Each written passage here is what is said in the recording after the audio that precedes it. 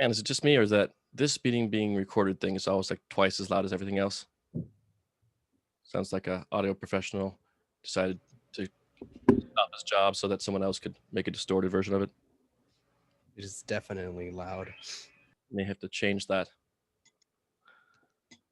Saying this meeting is going down in history. Well, welcome all, and soon more. Who here knows what to do if you're trying to log in and it doesn't work? Email you or message you on Canvas? Just click the same link again, like 5 minutes later. Because the reason why it always doesn't work is because I'm not in the meeting yet. So every time I send out a message to someone that can't get in, it's just the same link I always send. So if you're having that problem with other classes or just this class or whatever, just wait 5 minutes or something, or wait 2 minutes. Usually I'm not in at the moment, and for some reason I'm asking for a password. People also use the Zoom client in different ways, right? There's the one that's built into the internet, right? And then there's like the one you download. All of you as musicians should make sure you have a full downloaded one, because then you can adjust more settings and stuff for the audio and actually get better things for the fun video stuff. So much fun, folks. There we go. Many of you are in there. Okay.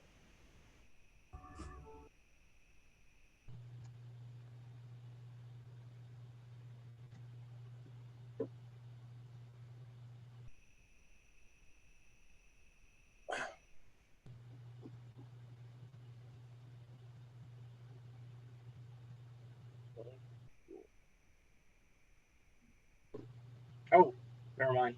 Wait, what did I do? You're trying to share your screen with us in Studio One? It seems parece que Studio Uno. Let me change that real quick. I don't know what I just did. You hit share screen and you shared your screen, computer screen.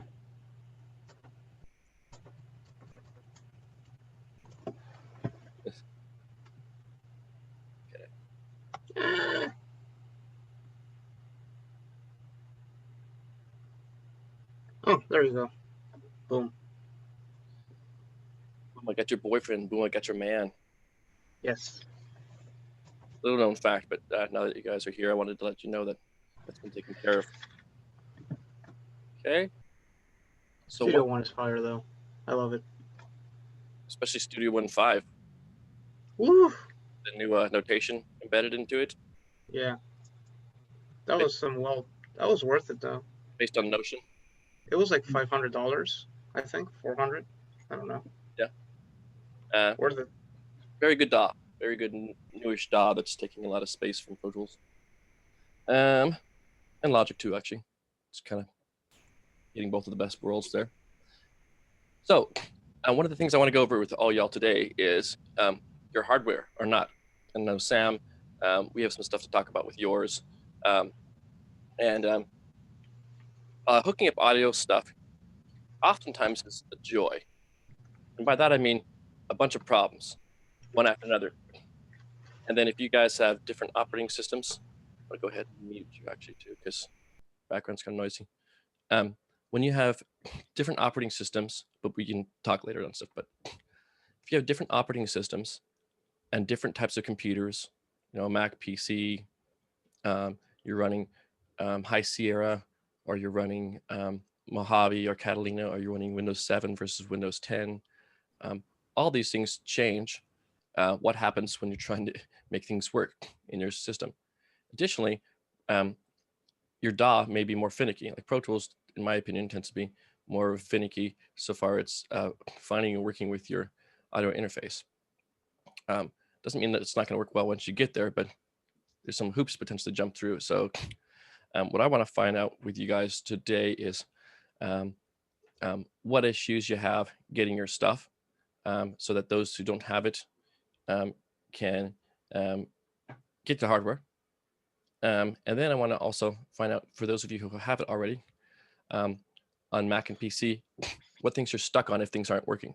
Okay, I think I have at least one solution for the Mac stuff if it's not working, and something potentially for the PC, especially if you're using Windows 7. I think Windows 10 may just work automatically, right?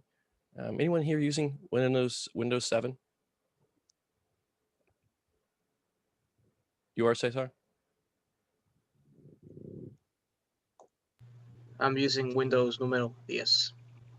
Okay, so that's not you then, right? So what I want Never mind. is people using Windows 7. Anyone? Windows 7 users? Chime in. Windows 95. All right. Anyway, the point is, folks, if you actually really are using Windows 7, it's going to be, you're going to have to go through some extra steps. So I need you to actually speak up, right? And let me know. When we're working on these things, your communication is really important to allow me to be able to fix things for you, right? Because the operating system you're using and the power you have on your computer, not all these things are important, and you may not be competent in using computers. And what that means is, even though you want to do audio stuff, your computer competency is going to cause you, or lack thereof, is going to cause you issues, right? So you're going to have to increase that level of knowledge. No matter what, you'll increase that level of knowledge eventually in music, just because you'll go through misery and get it. You may as well figure it out in the class here. The sooner the better, right? Because here's what I don't want. I don't want when the midterm projects due, or multiple other projects are due, I don't want you to be saying, oh, I couldn't do it. And I say, well, you never talked to me. So you basically didn't take responsibility, right? You're adults, so you're gonna have to do that. It doesn't mean it's gonna be easy, not necessarily, but you will have to communicate those things with me at some point so that I can help you, right? And if you don't do it, imagine my scenario. If I have 40, 50 different students, and at some point I can't make the class go forward, right? Because I have to make some assumptions that you're gonna get that stuff done. So if you're someone whose things are not working for you, definitely need to communicate with me. If you can't get a hold of me, who is the person that you should talk to try to communicate your problems with? Alan. Yeah, your religious figure, or Alan, whoever right there can help you out with Pro Tools or your current operating system. Okay, so one of those things, and Alan's probably a good choice. Okay, there's going to be some issues though, because, well, there seems like there are always issues. And so let's start. Actually, I'm going to share the screen here. Let's start with looking at how we see when we can get our hardware, and then we'll go on to fixing hardware issues. After we talk about hardware issues and using the Behringer and stuff, that the audio interface. Sorry about my allergies. Hopefully they go away in a half an hour or so. I just took my decongestion pill. After we do that, we're going to go into looking at a brief look. My version of brief, okay, is not just like short or underwear. It always involves like 10 hours. So it's still my version of brief, but an overview of like some of the acoustic things that are needed to be known about the way sound reverberates in a room. And a reason why we need to know that is because it affects how good things sound in a room. And it also teaches a lot more stuff about how we might be able to understand plugins or special effects that make our sound cool. Okay, so there's practical reasons we use it, even though it's theoretical stuff. Most of the stuff that we learn in this class theoretically, we end up having to apply pretty soon, or helps us like understand how to get good equipment or save money and that type of stuff. So even if it's dull, I'll explain why it's kind of be important for you, particularly in making your stuff work better. So let's first go ahead and share this cuisine. So you should be seeing your glorious 190 here, right? And I'm going to go to announcements here, because in a recent announcement, I told you that there's more times this coming week, right, to pick stuff up. So I said new days to get your audio equipment this week.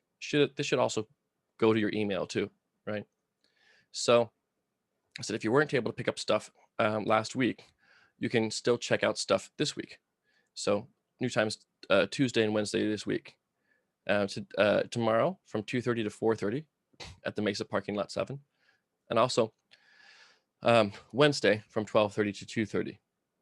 So if you haven't gotten your stuff yet, those are times that you can go in and pick up your equipment over at Mesa College. Okay, so try to get that, or find some way of getting there, right?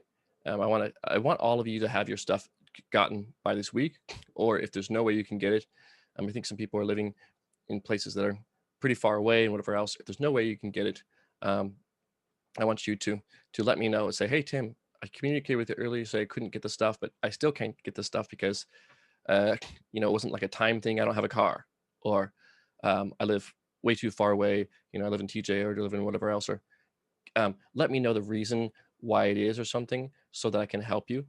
Because some of you, you just may need an extra time slot. Okay, say, hey, I can't make any of those days, or I don't have a car, or whatever else. So let me know that if you're super uncomfortable with whatever personal reasons, you know, you can say, hey, just personal reasons and stuff. But is it possible to get it? But let me know today, sometime after class or whatever. Send me a message on Canvas to let me know. Only if you cannot get it this week at those times, and you couldn't get it last week, right? Now, some of you already have equipment and don't need it, so you don't need to bother with that. You're like, I already got my stuff. But for those of you who are having issue getting it on the days you can't get those days, message me today because I'm going to expect you guys to have it connected and set up, or at least begin the process of setting up by the end of the week, right? We'll be needing to work on that stuff. And in subsequent lectures and stuff, we'll be looking at MIDI stuff as well. And you'll need to work with the MIDI keyboard to put notes in there. So questions about that stuff at the moment? Halloween's so close, folks. Right? Amaze? Nope, you guys all hate Halloween? No. Not It's all right. Not patriots. Not patriots. Don't we have the mic copying assignment that's due? Don't you have a what? The mic copying assignment, isn't that due this week? Oh, wait, the one where you're recording like a loop thing? Yes. And does anyone know what I said about that in the announcement that I said? I said, hey, if you don't have the equipment yet, did I tell you, what did I tell you about that, guys? Anyone remember? You said to still do it, right? Using like the integrated audio thing within your laptop. Exactly. Originally, I didn't plan on you guys having any equipment. I planned on you having Pro Tools first, not the full one. And so I planned it on the worst case scenario of having nothing and doing everything free with free stuff and no equipment. So most of the stuff I planned out, at least an alternative version where you could just do it. So it's not important that the audio quality is superb or anything for this one. The idea is that you're trying for this assignment that you're supposed to be doing now for, when does it due? Wednesday, this Oh, right. Wednesday. Wednesday, got it. Wednesday at midnight, or 5% off for the next 3 days and stuff like that afterwards. But Wednesday at midnight. So what is this one? This is when you're trying to make a comping track, right? You say, what is it? Reggae comping, I think is what I had you guys say. Okay, reggae comping, and you sound like a robot because I have you say evenly chord notes. Reggae comping. Okay, I saw at least one in there. I think maybe two, and I saw another one come in there. But I saw Rain put one in there. Thank you for getting that in. And it's kind of cool. Once you do it, you'll be like, oh, why didn't I never do this? This is awesome. It allows you to record yourself in little segments, and then just record the same thing over and over. So record the same phrase or same verse or whatever you're singing or playing over and over, and then stitch together the very best parts of multiple recordings. So you take multiple takes or multiple recordings and you put them all together. And when you do that, stitch them all together, you have the very best of like kind of the feeling. Because sometimes you're recording and you're just like in a moment and you play better than normal. You get this like really like kind of perfect feels, this perfect vibe after you're warmed up and stuff. You're like, oh man. But maybe there's like a note or two wrong, or just like maybe the second part of it's not the best. Then you can go into another recording of the same thing and just add that in there. Okay. This is just teaching you the process of it. And I'm having you say it to a click track, reggae comping, like we did in the previous class when we went over this, right? And it allows you just to see the concept, proof of what we're doing, proof of concept. So it doesn't really matter if you use your internal microphone on your computer, honestly, or use some fancy thing or whatever. So that's that. We can take a run through that towards the end of class too, if people have questions about it and see it again. Or what you can do is, if I haven't already posted it here, I'll post the video of previous class. And you can just go to the previous class and look at where I went through it and go, oh, that's how you do it, right? Just follow along as I do it. So that is that. I see pretty much all of you here now. Okay. So that's parking lot 7 on Tuesday and Wednesday. And this is in your announcements here, just new days to get your audio equipment this week. It says 2:30 to 4:30 tomorrow. And then Wednesday, 12:30 to 2:30. Go there, bring your student ID with your mask on, and go check out and pick up your stuff. It's going to be a bag, like a like a grocery bag type of thingy. Okay, it says Mesa College on it. When you get this stuff, and this is important, so when you get the stuff, you need to not throw away your packaging, right? The normal thing we want to do is like take out, unbox everything, and then throw all the boxes and everything away. Maybe some of you. But don't. Just take the entire thing you have, all the packaging, and throw it somewhere in your closet, or stick it somewhere where you can just leave it there and never touch it till the end of the semester. Because it's going to have things on it like the boxes that you need to put back in, barcodes and stuff that like align it to you and this type of stuff, right?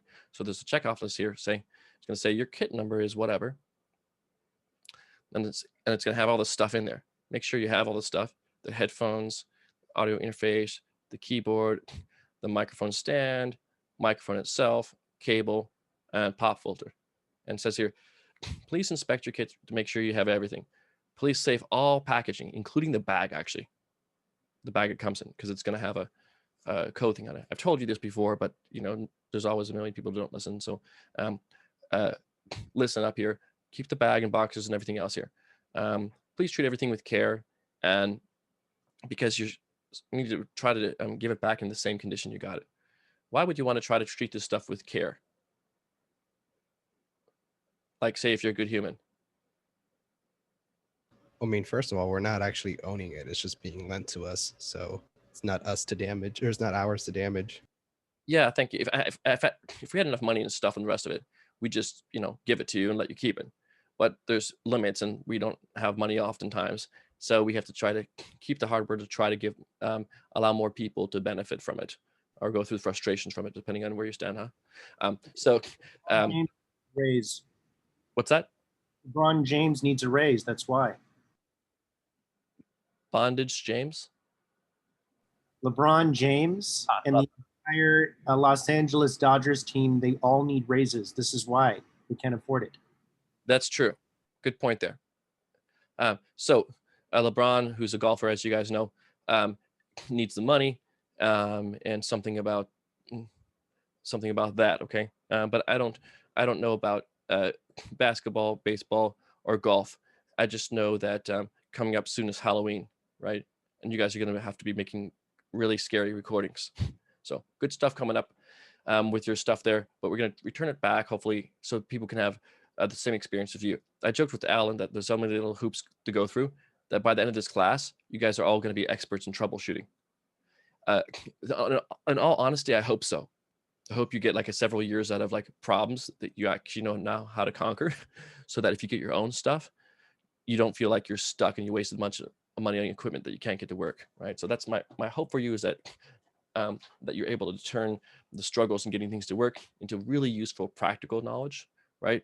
Not just book knowledge, but the ability to troubleshoot how to make your hardware work and get things happening if you decide to buy your own equipment later, that type of thing. All right. So let's move on to some problems here in specific here, and maybe try something else out here too. I have this video up here I want you to watch, okay? This is the Behringer Euphoria. I found this video on YouTube, and here's what I did here I went over, I typed in Behringer Euphoria setup. Why? Because like before I try to do anything, I usually always check to see, is there a video of someone showing me this really quickly so I can just brainlessly go through it and not have to spend extra time. Since I want to spend extra time doing things like recording animals and putting them into videos that make people happy, or thinking about doing that, but not doing that and then doing something else. Okay, so we need the time for those things. So I go here, type that in, and I look at a bunch of videos and I see if there's anyone that like shows how to do it for like a Mac and PC. Maybe there's one that's more recent like this, The Sweetwater one always seems, you click on it, like takes you to some like headphones they're trying to get you to buy or something. That angers me. Okay, so here's one by Behringer itself. So this charming woman tells you all about how to do it. Can you all hear this? Hey guys, Anna here from Behringer, and today Yes. I want to set up and record with our Behringer UM2. So let's get into it.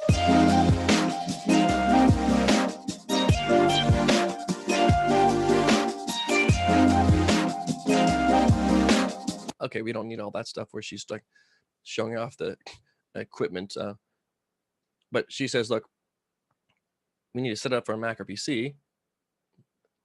And how to your instrument and microphones. So what is the UM2? The UM audio in Germany at our dual mic, and it has stereo. Yada, yada, yada. We don't know, right? So what do? Scroll until you find it. It says, oh, this does this thing. Okay, fine. And then what else? It's still telling you more about the features it has or whatever. We don't care. We don't care. We'll go back there if we're having issues connecting things to later. Plug and play. Supposedly it's not going to require drivers, but sometimes they say that and yet they do. Okay.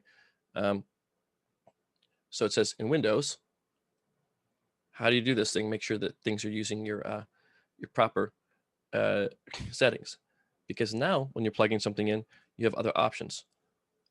So when you use your normal audio, when you use your normal computer, your laptop or whatever, where do you plug in the headphones to listen to the sound?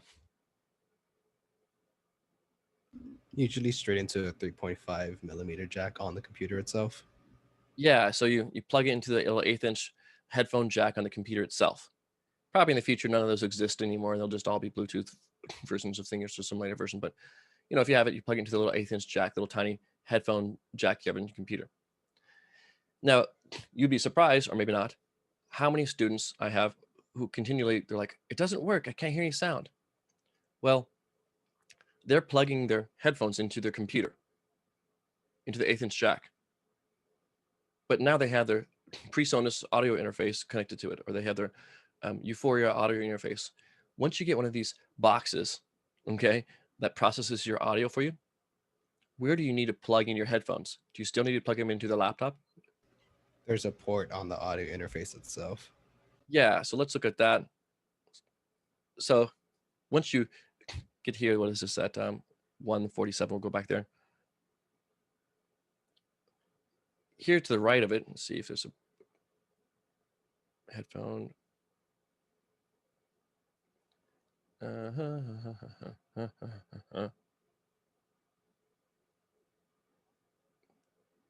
No.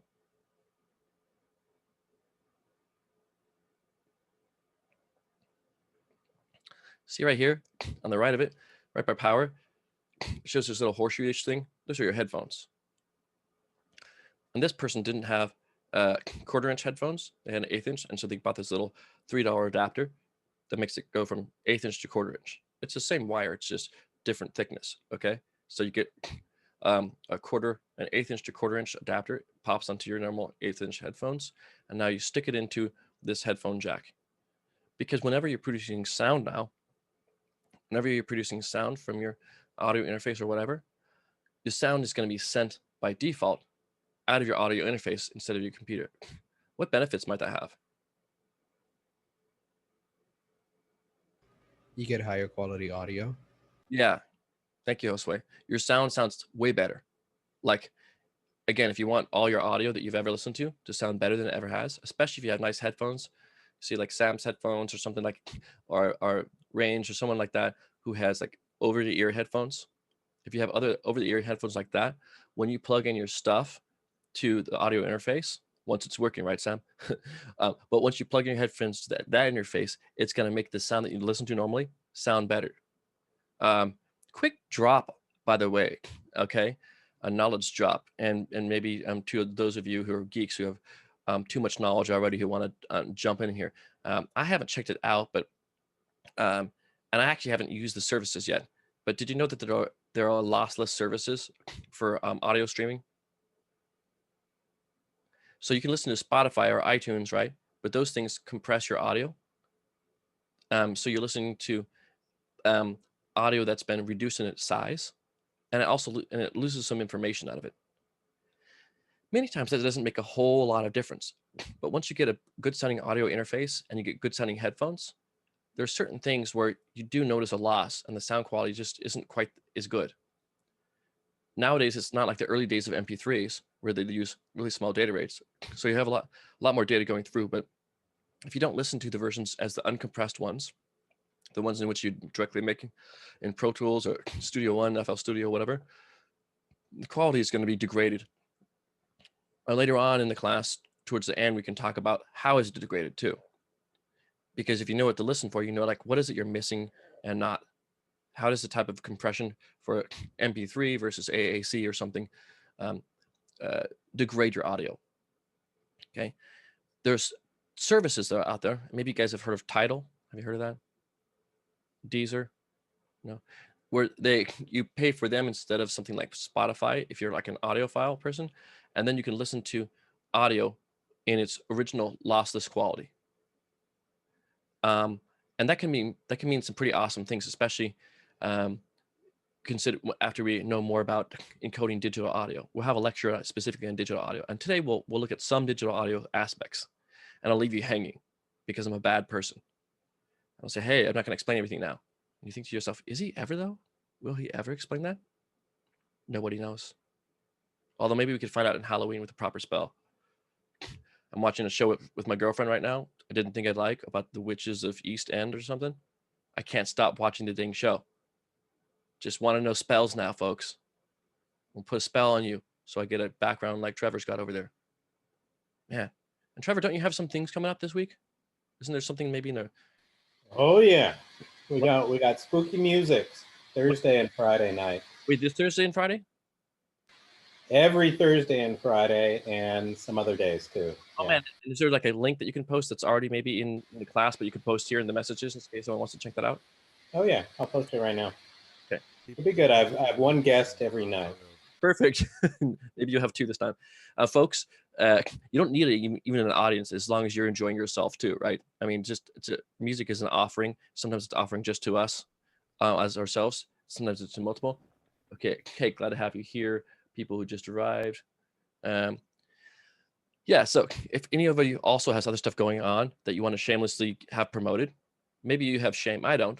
I'll be happy to push you, push your stuff a bit. Okay, quiz, spooky music, nice. Okay, and what time is that starting, Trevor? On Thursday, Friday? I'm personally asking just because I have stuff, lessons that you teach on Thursday, Friday, but maybe I can make that. You're muted, man. Muted.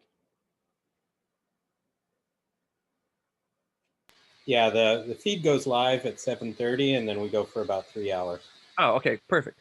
I'm gonna be getting my Halloween stuff started here in the apartment, so I might put it in the background and have it playing around and terrorizing my cat. Hopefully, cats actually generally like Halloween music, as you may know. All right, all of us are. I don't know if it's a little bit off topic, but I have a question. We don't do that in this class, sir. What's your... Anyways, I've been trying to figure out how to connect this audio interface into my turntable so I can sample some stuff, but I'm just unable to figure it out. I've been struggling with that. So your turntable is going to have phono out, right? Yeah, it does. It actually has a preamp installed into it already. Okay, good, because that's what you need. You need the preamp on the loud enough, right? And then what type of outputs? You just have RCA outputs, or what do you? Yeah, RCA outputs basically. Do you have RCA to quarter-inch connectors? No, I don't. So you need to get those. Woo, okay. And then. Ooh, amazing. Well, yeah, I mean, so RCA and quarter-inch and stuff, and eighth-inch, they're all the same thing. They're all going to be tip sleeve. In that case, or unbalanced connections. So what you need to do is you need to get go to Guitar Center or someplace like that, or Amazon Center, or whatever your clever is, and get it's going to be RC. It's going to be you have RCA male connectors coming out of it, right?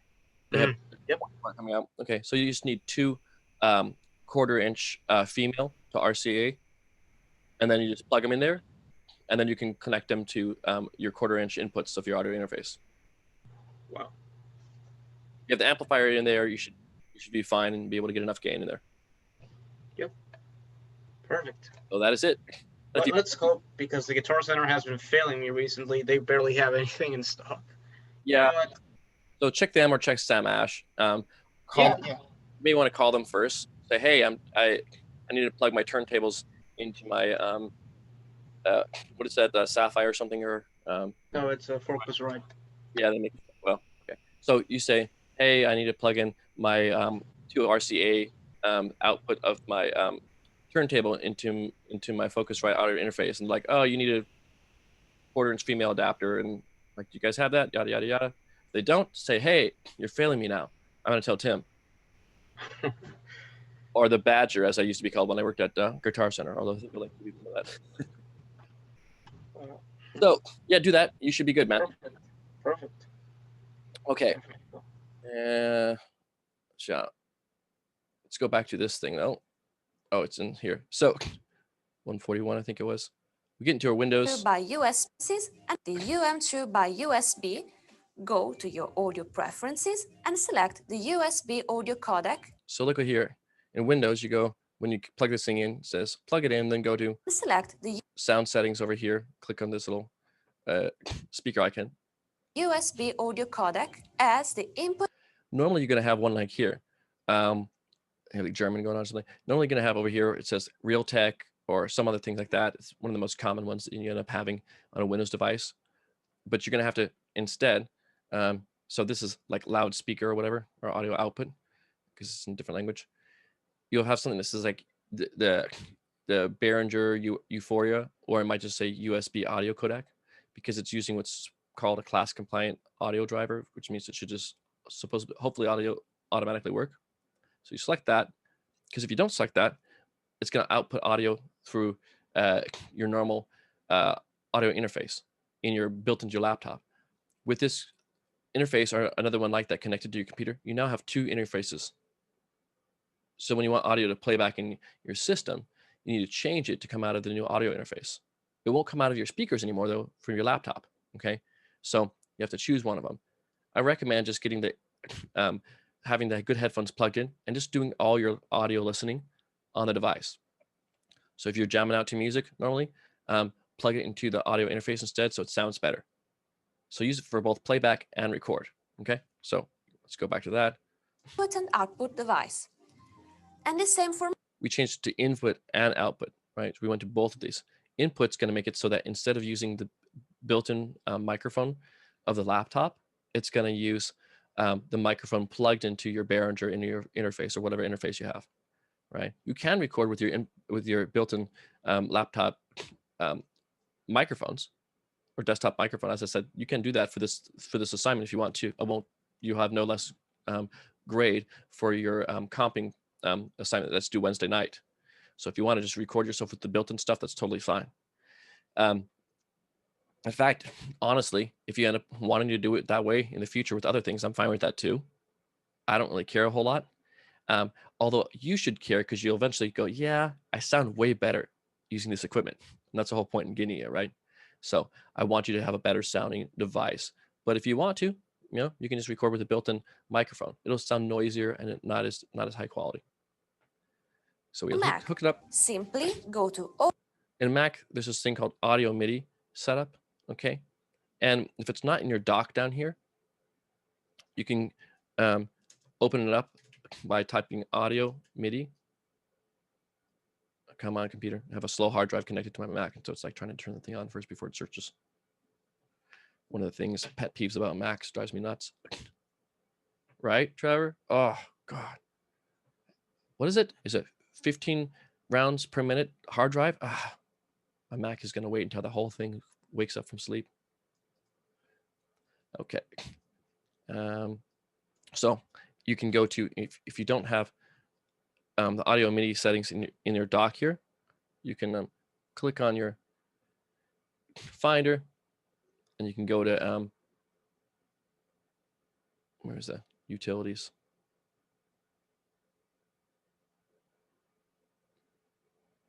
Probably in the Go menu. Yeah, go to Go and Utilities. The shortcut's Apple Shift U. And you can find this thing here, Audio MIDI Setup. When you click it, it shows you all the junk connected to your computer. So it'll show you this thing, Pro Tools driver thing in here, Pro Tools multi-client driver. You select the one you want in here. Okay, so if it doesn't show up in the dock, you can go to Finder and Go in Utilities. I honestly usually just hit the space bar and type in Audio MIDI. And then if it can do a search like that, finds it easier for me that way. Let's go back and see what she does. Audio MIDI preferences and select. So she goes over to audio, USB audio codec over here. That just means you have a USB audio device connected. Okay. And she's going to select it. Preferences and select the Right click and say, use this device for sound output. USB audio codec as your main device. Then she goes over into the next one over here, audio codec 2. Use this device for input. However, if you use the DAW software on your PC, you'll need an ASIO driver. To get this, simply go to our website, behringer.com, go to the UM2 product page, click the Downloads button at the top of the page, scroll down, and download and install the driver on your PC. And so if you don't have one, on a Mac, it's going to just, once you do that, it should automatically work. And if on a PC, if it doesn't, if you're having issues, you may need to download their driver. Remember how we downloaded this thing called ASIO for All before? Yeah. Okay. So ASIO for All is this thing that lets you, it's a piece of software that allows your hardware to connect to your computer and in a much more efficient, faster way. It's called an audio driver. And ASIO is one of the typical ones you use for Windows. It's WDM or ASIO, or there's different ones, but you don't really need to know for most things. The main thing is your normal audio driver sucks. It's really slow.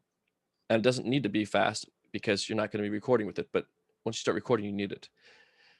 So if you don't have a hardware and you don't have your own audio driver on Windows, you can use ASIO for All to make the performance better. Not great, but better. Well, this device, I think actually yours isn't the UM2, it's a UM1 or something. It doesn't really matter. The point is you go to Behringer and you get the download links and you download on Windows, you download the driver that they have. Okay. And that way it'll make it so you can have a much faster connection to your audio interface. Way less delay or latency. Hey, Sam, can you do me a favor, man, on your computer? I know Sam and I have been talking a bit. Sam Breda, right? So you had issues on your Mac. It wasn't showing up in Pro Tools, right?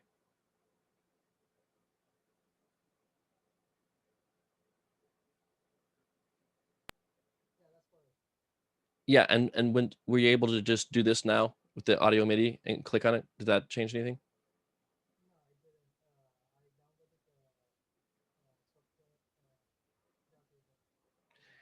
Now that you won't need on a Mac, you shouldn't need the ASIO one. Do you mind sharing your screen with me? If you don't want to, this time we can do it later. But if you're cool with it, maybe hit the share screen and we can take a look at it together.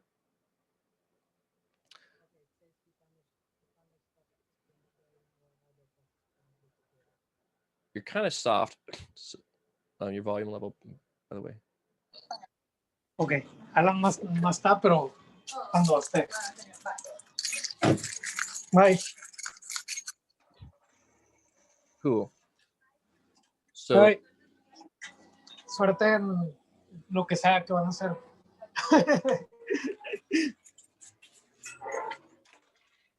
are you trying to share the screen, Sam? Okay.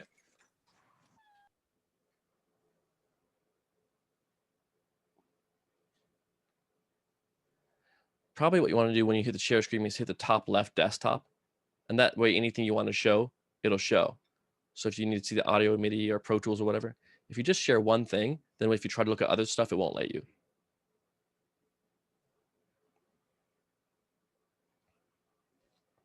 The reason why I knew this, folks, is for all of you who have a Mac and are trying to do this, I figure, hey, it'd benefit you to see this. And if someone has it working on their PC in the same way too, we can do that too. So keep that in mind for Wednesday's class as well, because I want to be able to, if I can, real-time troubleshoot with you, try to get something working so that all the rest of the people in the class can benefit from seeing how to get past the problems. Oh, well, okay. Actually, what I meant actually. Oh, got it. Okay, got it. Thank you. Okay. Um, yeah, if it's giving you some error issues, let me know. So I'm gonna stop my screen sharing. Go ahead.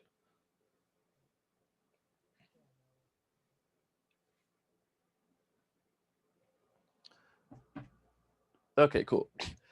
Let's see one more thing too. Do you mind if I control your screen? Everyone's watching, so I can't be bad. Okay.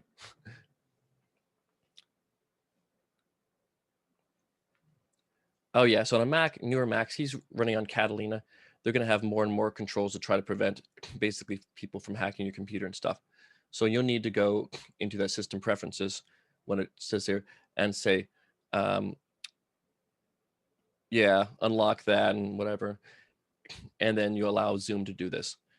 For those of you who have to do this stuff with me or Alan, it's only gonna allow you to have your stream controlled if you say yes to us, right?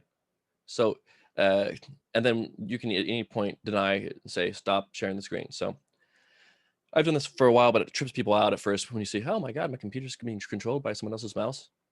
Okay. So I'm gonna go ahead and take over at the moment and go through a few things and look at a few things with you, kind of share stuff. And then if at any point you want, right, if he moves his mouse, it'll move mine. I should be able to go into his now. Some of this will vary internet speed. Or maybe I have to do it again. No,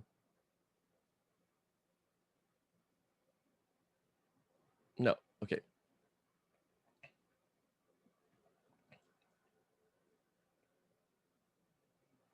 Oh, it's just being laggy, okay. So I'm gonna click setup here in Pro Tools and playback engine. This is what we're looking for first. And USB audio codec. Cool, so that's what we want.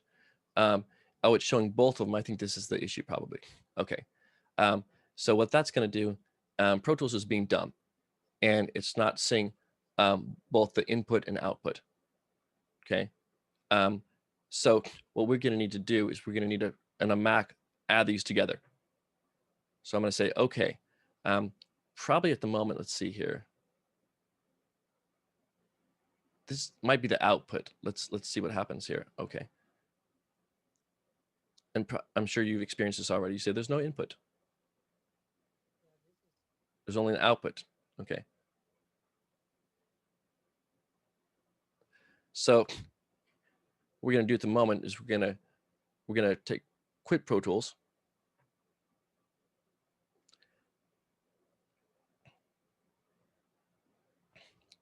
You can save it here, that's fine. And then what we're gonna do is you can click on the Mac on this little magnifying glass for a search. I'm typing audio MIDI. And in here, I have a bunch of junk. Oh, Soundflower, look at you, all sophisticated. Okay, now I have this USB audio codec. And we said, use this device. I guess maybe it's already doing that. What's that? You already went to that thing? Okay, so now what I'm gonna do is this. I'm gonna go to Pro Tools Aggregate IO. Oh, no, that's smart. Okay, so this should be already work. To in and out.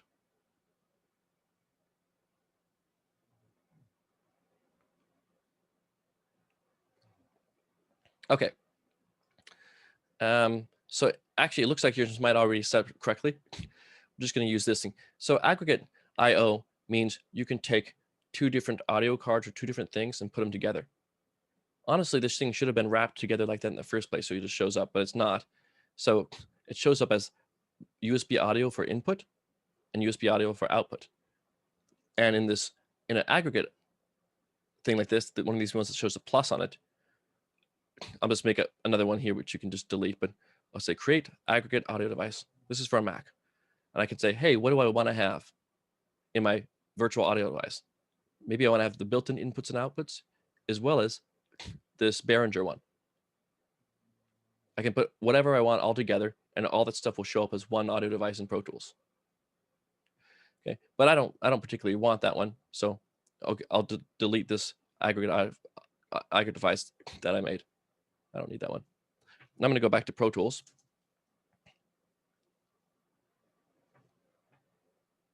Hit the search and Pro Tools. Make sure to grab the full Pro Tools. Okay.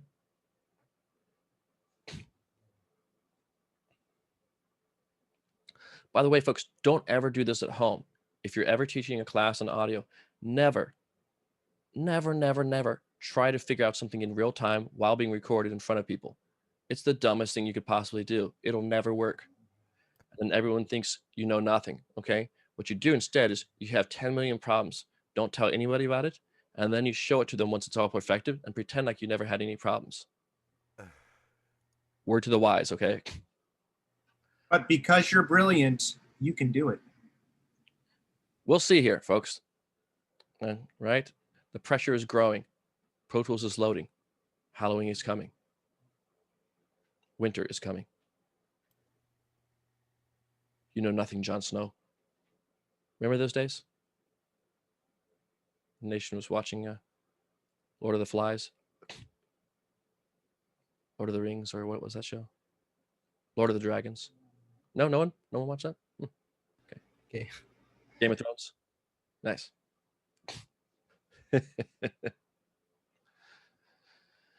All right. So let's do this thing again. Hit this comp recording. Look at this now. He's already tried to do this multiple times, right? Because he's a baller. So we open this thing up. Went pretty quickly, actually. And we're going to go into Setup, Playback Engine. And we're going to go into Pro Tools Aggregate I/O. You behave yourself. Go. It's kind of hard to control things on the other side because you have this like mouse lag. Come on. You can do it. Now I want to go to this one. Pro Tools Aggregate I/O. Yes, I want to do that. It says, let's relaunch this with those settings. Okay.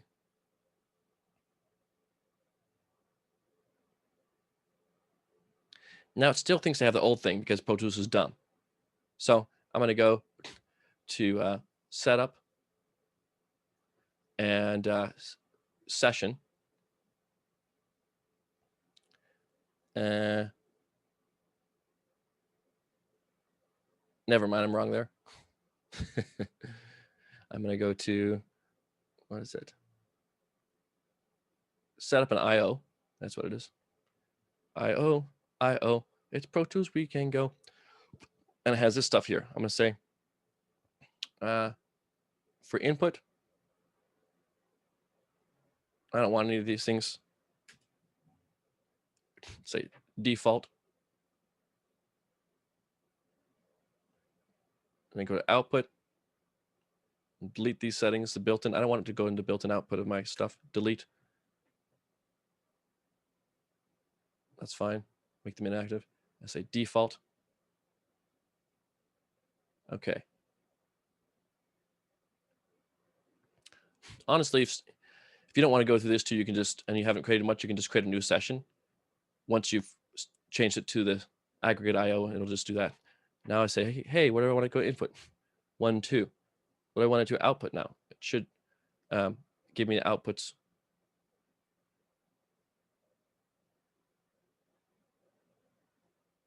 No, it's being dumb.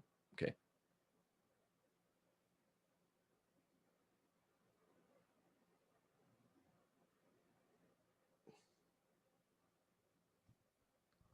Is it showing up anything on your computer? Let's see if we can get some input into it. I think it's seeing built in too still, so that's not what we want. Setup.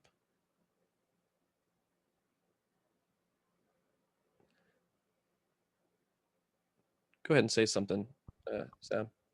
Test 1, 2, 3. 1, 2, 3. Okay. I was seeing some sound in there. I think you're getting some.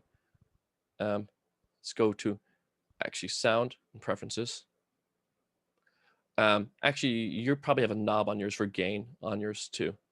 Where's sound?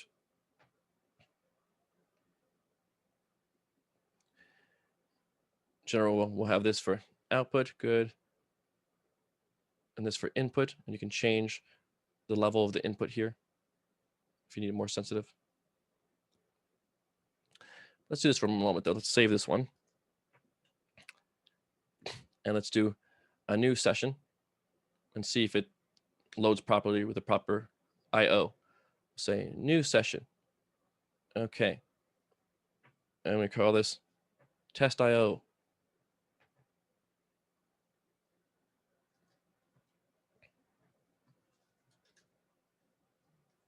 Man, come on. Test IO comp. Documents, whatever else, interleaved, 24-bit. I think this interface actually only records at 16-bit. So let's do that just to make sure. Last used, we don't want to use last used. We want to make sure it's stereo out. Last used will sometimes use whatever you last used, which may not work. Stereo mix. Okay, great. I'm gonna double check it's still using the setup I want here by going to playback engine and Pro Tools aggregate. Okay, so cool, that should be good. Now I want to create a track.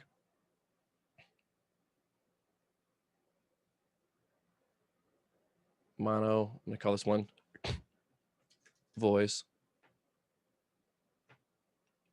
Should create it with this IO intact. So there's one input 1, 2, and output 1, 2. Now let's see if it works though. Go ahead and talk into here. Test 1, 2, 1, 2, 3. Do you have a gain, a knob next to your microphone that can turn up the volume too? Yeah. You want me to? Yeah, are you talking to the microphone plugged into the Behringer or not? Yeah, yeah. Okay, perfect. Yeah, so yeah, turn up the knob so when you're talking to it, gets more of that green in there. Test 1, 2, 3, 1, 2, 3. 1, 2, 3. Yeah, you're gonna want to go behind there. It's all the way up now. Okay. 1, 2, 3, 1, 2, 3. Exactly. So if you're talking on the microphone, you're gonna need to turn up a decent amount, somewhere between probably between 75 to 90% for these ones, the full volume of it. So now what I want you to do is give it a test, and see if you can record a little bit with it. So see if you can make it happen with this. You can just say test 1, 2, 3. So how do we record? It's record enabled already. So look at this. Okay, you're pro already. Good for you for looking through all this. Yeah. And I can just start, right? Up. Yeah, I'm gonna keep my hands off and you can go ahead and control it and do it. Okay. So you go over to the record enable up there on the right in the transport. And then hit the play button. He's also made a loop, a 1-bar loop in there too. And then you hit the play right next to it. Yeah. And now as 1, 2, 3, 1, 2, 3. But it's not registering the voice, I guess. Go ahead and hit stop. Yeah, we don't have the data. So do you know where the microphone's plugged in? Because I was seeing stuff come in. It's on the first plugin in the interface. And talking to it one more time because I was seeing volume go into. You cannot hear me? No, I can. Okay. So we'll have to look at this to see what's going on, but it should be set up correctly. You may just need to turn it up to a certain degree. I'm gonna hit one more thing and see if it's recording but not showing enough of it. Okay, now it's show up. Yeah. So this, okay. But that's not very much. So it's recording super soft. So probably gonna need to turn up more. The gain? Yeah, like that. Okay. Now let's do it again. Okay, let me delete this one. Then. Okay, just, yeah, but keep on speaking. Say test 1, 2. 1, 2, 3, 1, 2, 3, 1, 2, 3. Perfect. Now I stop it, and I'm going to actually put this down. This just shows you how big the waveform is. That's probably how it is normally now. So now if I click on it, I can push play, and you should hear it. Probably we won't though. Can you hear that? Yeah, I can hear it. Perfect. We can't hear it because it needs to go out to a Zoom device. Right, right. You're good. And now if we go over here to waveform and we go playlists, we're going to see all these different recordings that were made when we did it on loop down below. Right. Yeah. Tim, I have a question. So we can select one, and I'll answer your question. Just one moment. I can select these then and hit this little up arrow on things I want to, and then say, no, I want to use part of that instead. I want to use this section. So I hit boom, up, and now it combines these things together, right? So I think you should be set up to work now, Sam. Okay. So our big deal on the Mac was we needed to do this. On a Mac, when we install this, did you create the aggregate audio thing or not, or was it already there? I think there was one, but I also created a new one. I don't know. I was watching YouTube videos and trying to figure out. Good for you. That's the right thing to do the research. So on a Mac, when you go into Pro Tools after installing this, click on the audio on Pro Tools Aggregate IO, and that's what you're going to want in here setup. So you go to setup. Yeah. And then you want to show them, yeah, setup, playback engine. And choose Pro Tools Aggregate IO. Yeah. And that should combine the inputs and outputs for you to make them work in there. Yeah, I think I wasn't using this one. I was using this part right here. Which yeah. makes sense. And that's how it normally would work, actually, Sam. Yeah. You do that. So you do the logical thing. It's just kind of weird the way this one's working here. So cool. You can go ahead and stop share. Okay. One more question. How about if we want to plug in a keyboard, like to use it as a MIDI instead of using guitar on the instrument plugin? Sure. You can. What do you have just plugged in at the moment? Yeah, I bought the cable and I tried it, but it didn't work. Let me try it. And since someone else had a question, so after I answer this, I'm gonna answer yours. So just make sure to keep your question for me. Okay. But I want to do this with you too. So plug in your keyboard. I did it. No. Okay. Now go to go ahead and hide the playlist view. Turn it on to where it says playlist. Go ahead and put it onto wave view on the voice. Where is that? Actually, let me do that real quick. I'm going to take over again. Okay. Yeah, sure. I'm going to go to on the track left where it says playlists. Normally it would say wave form. Okay. Playlist shows me all the different recordings I've made in loop. So I went back to this waveform view. Now I'm going to create a new track. I want to record MIDI. So I go to new.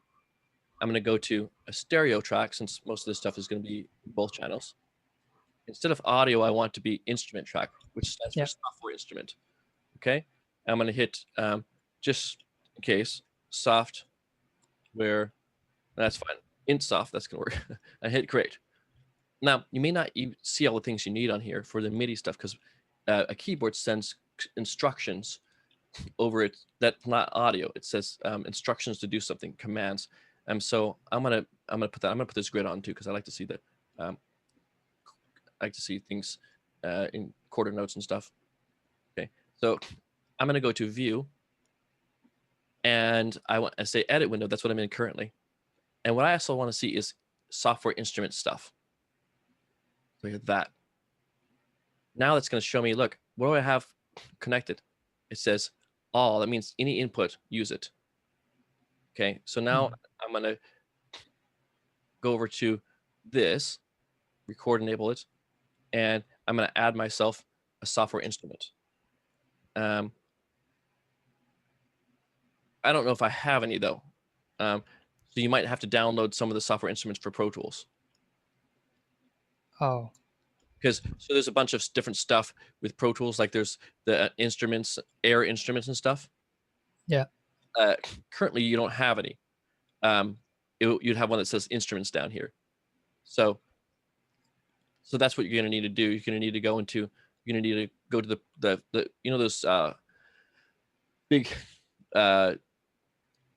downloads that we had for like instruments and all the rest of it, you go to like the Air Instruments, Yeah. install that, and then these will show up. But let's check something with it too. Go ahead and hit some buttons on your MIDI keyboard. Okay, let me. Okay, so it's not showing anything. Let's do something else.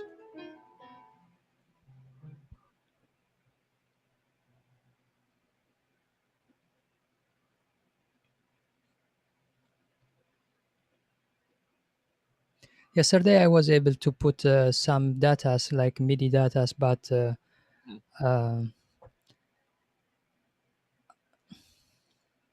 so we can only transfer the MIDI datas through.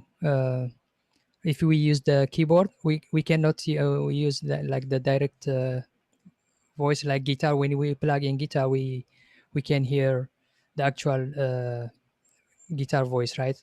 Can we do that with the keyboard? I'm not quite sure what you're saying, but if MIDI doesn't have any sound, it just sends data to control sounds. You could still write in MIDI though.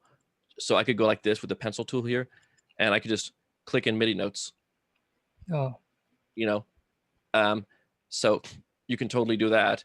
And then as soon as I assign an instrument to it, it'll send these commands to that instrument to play the sound. okay. You could play in real time with your keyboard. Yeah. And play real-time performance with the keyboard, or you could type it in with the pencil tool or some other methods. So there's different ways you could do it. So probably what we should see here is I'm going to do audio MIDI again. It might just be that Pro Tools needs to be refreshed to see the keyboard connected to it or something. What is it? MIDI window, MIDI, show MIDI Studio. And you have the device plugged into your computer? Yeah. To the interface. Oh, no. So, your MIDI keyboard, right? Yeah, the actual Yamaha keyboard. I have a Yamaha keyboard, and I was trying to use that as a. Okay. Sorry. I was thinking you had the Behringer or something. Okay, so you have a Yamaha keyboard. Can you show me? Is it like a big one or something, or? Yeah, the 951, the workstation. And what and how do you have it plugged in? Yeah, I plugged that one into the interface. Got it. Okay, so when you plug it in, you can plug it in with different type of cables. I'm assuming what you meant when you plug it into interfaces, you took audio jacks, right? And yeah, you plugged it into the. This one's this audio. Got it. Like. Okay, so look at what Sam has there, folks. He has a 1/4-inch input. Okay, I was misunderstanding you, Sam, because I thought you were plugging in the keyboards that we were letting you guys borrow. No. The keyboards we're letting you guys borrow have none of their own internal sounds, and so they're actually called MIDI controllers because all they do is send information to control. He has like a digital piano that also contains its own sounds inside, so you can just play it like an electronic piano. You don't have a computer. Yeah. So I didn't get that. If you have the MIDI keyboard that you guys get, you're going to plug in by USB to your computer. His is different. Okay, so if you want to record that, you can. Do you have it plugged in right at the moment? Is it coming out of like maybe the left channel or something? Yeah, it's coming out from the left and the right channel from the keyboard, and I put it in the interface like the other output. Okay, and so you took the microphone out and plugged that in?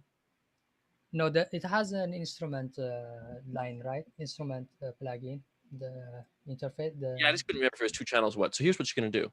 Then next thing is this. So you have it plugged into 2 different channels, left and right? From the keyboard, yeah, but in the user audio interface, it only has like one input. Okay, so if on most keyboards, if it only has one input that you're working with, what you do is you plug it. You take there's a one. It'll say left, right, and then it'll have one that says left mono. Yeah. Yeah. So you plug that in. So here's what you do with that. If you have that plugged in, so plug your keyboard into the microphone input. Okay, so you want me to use the one plugin only, right? The one cable. I honestly can't remember. Does it have 2 inputs on it or only one? I think it only has one. It has 2. Okay, so plug into both. Yeah, plug into both. Okay.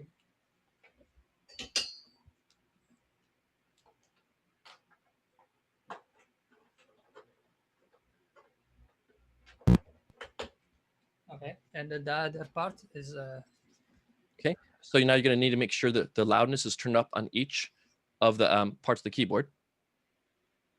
The gain for each input. okay. And I play back some keys. Nice. Now let's go ahead and go into here, 7 and 1 tool. I'm going to select this little part of the grid to record with. Okay, and I'm going to hit record and go ahead and play some keys.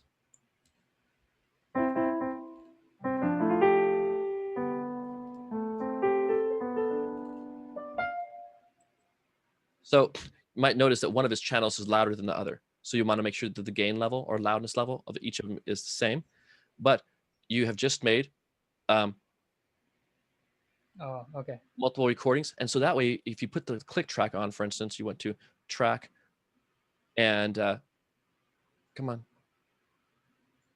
baby. Well, I don't know why it's not showing it. But you click on track and then click track. Can you do that for me? Clack, track, and then click track. Track. Click track on the bottom. You got it. Now that's going to make a clicking sound that's going to click at whatever tempo we're at. Yeah. So if you wanted to play some music, then you can go.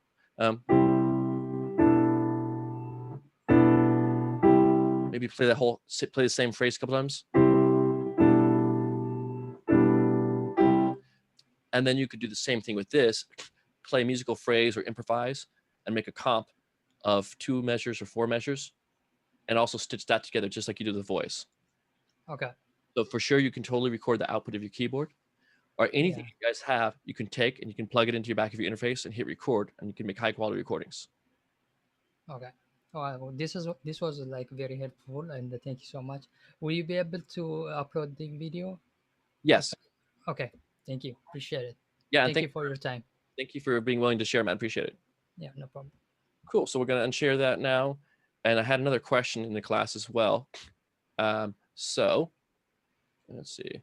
Why don't we get to that? Share screen. Okay.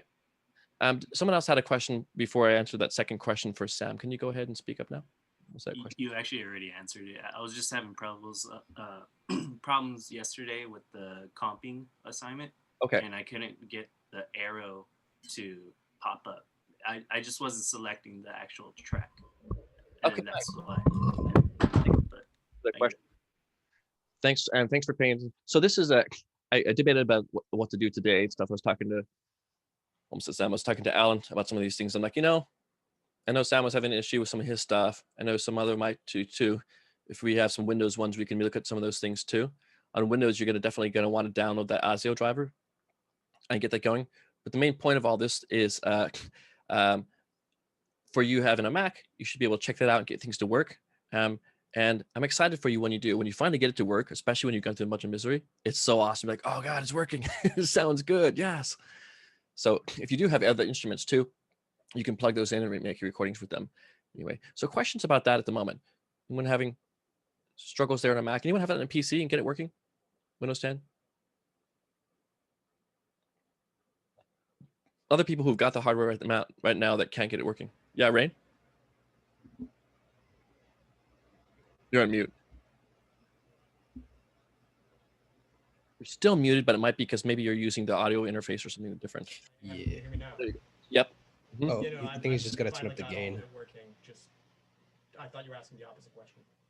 Oh, so I'm sorry. You said you got it working or not? I did get it working, and am on Windows. You're on Windows, and what Windows are you on? Windows 10. Okay, perfect. And so, what did you do to get it work? A lot of trial and error YouTube videos. So ultimately, did you download the driver from the? I did, yes. And is that what made it work? I had it downloaded previously because I was trying to work with other audio equipment, but I did have to, in Pro Tools, switch the playback engine to that driver in order for it to all work. Do you mind sharing your screen and showing us that? Let me open up Pro Tools. Thanks, man. I really appreciate you guys being guinea pigs or pigs from other places outside of Guinea, because it's super useful to others, especially if we can see issues and problems. And this is exactly what you should do. What Sam did and what Rain did here. You got to go to YouTube videos, type in Behringer Euphorio not working Windows, something like that. this is because when every time you ask me how to do something, the only difference is I do all that same work for you, right? So if you get stuck after doing stuff, then I can definitely help you out. But in the future, starting now, part of your whole process of learning needs to be really getting good at searching for things. So you want to put those key terms in, like put the name of your device, whether it's like Windows or Mac, and then like what program you're working for. So I might go like Behringer, whatever, Euphoria, Windows 10, Pro Tools. If you just type in those 3 things, people will have put tags for those videos. They'll show up, right? Some of you are like, oh my God, Tim, this is like, I know this stuff.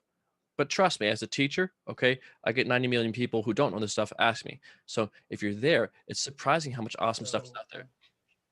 Yeah. I may be talking, but I can't hear any of this because when I open up Pro Tools, like all of the audio gets. Yeah. Yeah. Now I need to share my screen. So why don't you just do that, and then then you can type a few things in the comments. There's a way we can change that too, I think. Yeah, and just show us your setup. Setup. Yep. I believe it was playback engine, and then I had to switch from Windows Audio Device to ASO for all, and then it'll automatically save and close, and then it'll shut down.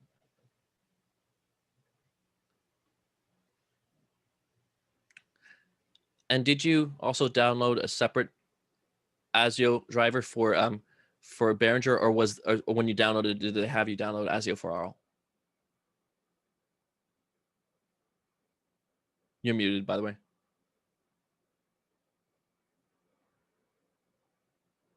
Oh no, swallowed by the internet. So I have some stuff on that for you guys in Windows too. So if you're having struggles and issues with Windows stuff, let me know about that, okay? So that I can help you get that stuff going. I need to know that if it's working or not so that I can help you with the struggle. So let's just see that at the moment here. So I'm gonna type in here, Behringer Euphoria, Windows driver, and all. And which one is this one? This probably tells me in here. Euphoria UM2. Okay. So I go UM2. Windows drivers. Oh, I'm not sharing this with you, am I? You're like, what is he talking about? Share screen. Okay. So I typed in Behringer UM2 Windows driver. I go, okay, here it is. Click. Yeah, I agree, whatever. Yeah, stop advertising it to me. I bought it already. Just give me the driver.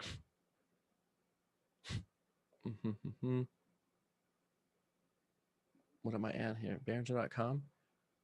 UM2. Software, probably. There we go. Software, all software Mac, all software Windows. Yeah, agree. It looks like it's actually just using the ASIO for all. Mac, Windows.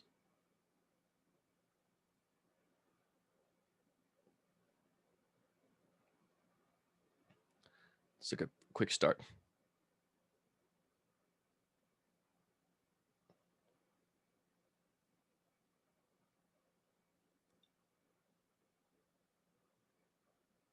I'm looking to see if it shows some Windows screen or something where it's like, use ASIO for all.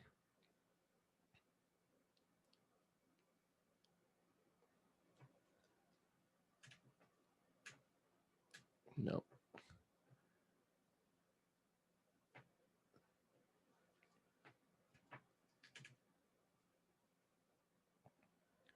Core Audio ASIO. Rain, are you able to tell us when you used it? When you downloaded the driver, did you download it from their site?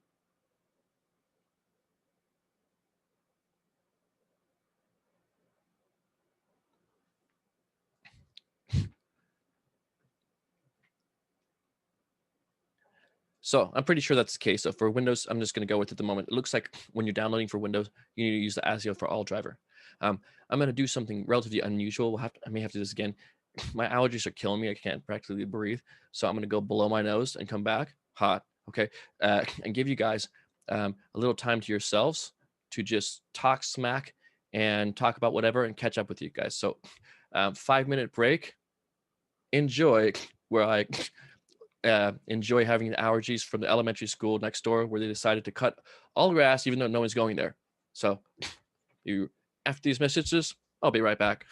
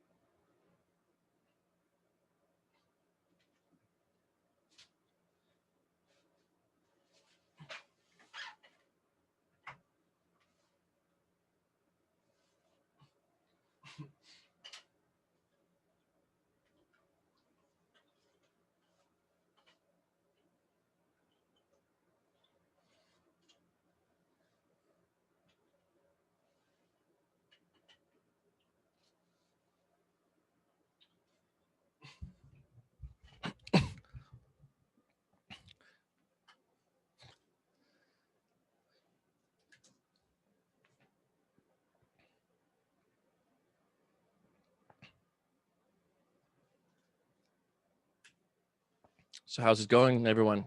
Caesar playing some guitar songs here. Rain muted because of Pro Tools thing. So on Windows, yeah, well, I'm gonna have to give it this one, I think, a bit. But the deal is ASIO, or what are called single client audio interfaces. In order, and when you're using something, I'm not quite sure about this. I may have to check, and maybe Trevor, too. In Windows, by default, when you're trying to use sound for one device, it won't let you use it for a separate device. That's because it's in what's called single client driver mode. So what you have to do is you have to go into the audio preferences, devices, and you have to say, it'll say use an exclusive mode. Let me show you what that kind of looks like. You may not be able to do it in a direct way with Zoom, and we may have to do some workaround. I have one in mind, but I'm going to first see if there's an easy solution. So on Windows in general, you're going to deal with this. All you Windows people, you'll be dealing with this when you're using audio interfaces. They'll automatically default to single client mode. Let me show you what that is. So you go to Windows audio exclusive mode. Okay. How do I turn off exclusive mode? So you go to your device, whatever it happens to be, and under advanced tab, uncheck allow applications to take exclusive control of this device. So you go over to this here and go to advanced, go to properties, advanced, and then disable the checkbox that says allow applications to take exclusive control of this device. And the thing is, I can't remember this exactly with ASIO for all, and I'm on a Mac at the moment, so I can't look for you. But I believe it's a single client audio interface, and I don't know if it's going to allow you to disable exclusive mode type of thing.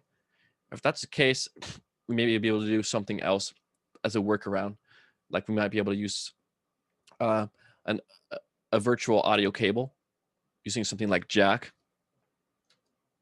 So let's see this. Windows ASIO for all used in multiple programs.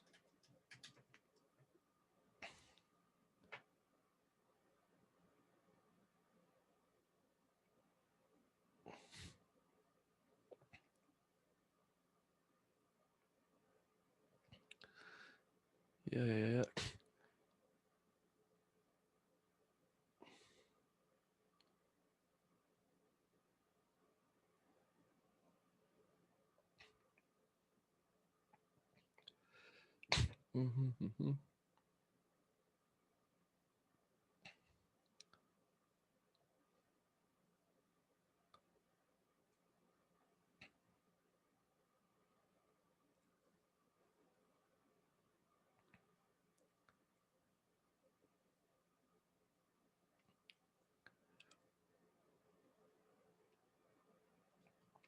So this is me researching, right? I go, okay, ASIO is a single client thing.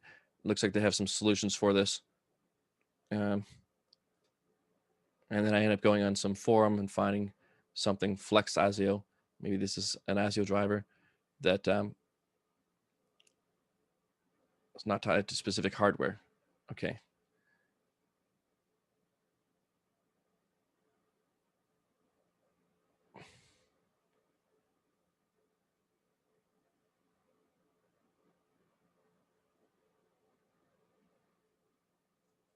So for Windows people, I'll have to touch base with you later about this type of stuff to see if we can use a different driver for it, if that ends up being an issue. But I'll have to put a pin in that at the moment because I don't want to spend the whole class checking that out. What's that? Oh, okay. So you use the Flex ASIO one? Okay, great. Nice. One problem at a time, folks. We're solving it. We're making it happen today. Look at that. You can say, we didn't learn anything in class ever, except for today, because we got stuff working. If that's good enough, folks, then I'm a happy boy or lad. Speaking of lad, folks, LED, let's be glad that we have lecture coming forth, because I know that's what you guys all wanted, right? Today, I want to talk to you about, now that I get some of that stuff working for you, I definitely want the others among us who haven't gotten that figured out to go figure those things out too, because this is going to be part of the process. But let us look at some new and exciting stuff today. Sound in your room. What? Sound in your own room? Let's see. So share my screen. Share everything that comes into my screen, including all the salacious stuff. What's going on with my messages, man? I'm getting blown up. Okay. So let's jump to the beginning here. So acoustics of recording. It's kind of a big title for a smaller lecture, but how does sound propagate or move in space? So we learned last time that sound is about 1125 to 30 feet a second. It actually changes its speed depending on the air pressure. Okay. But roughly 1125 to 30 feet per second. And when sound is going through the air, it smushes the air, as you can see up top here. Here's a high frequency sound. These little red lines and stuff, or where it's smushing together, called compressions. These blue lines where the air molecules are further apart are called rarefactions. So compression rarefactions. And each of those, when it's turned into electricity, converts that into more electricity, less, more, less, more, less.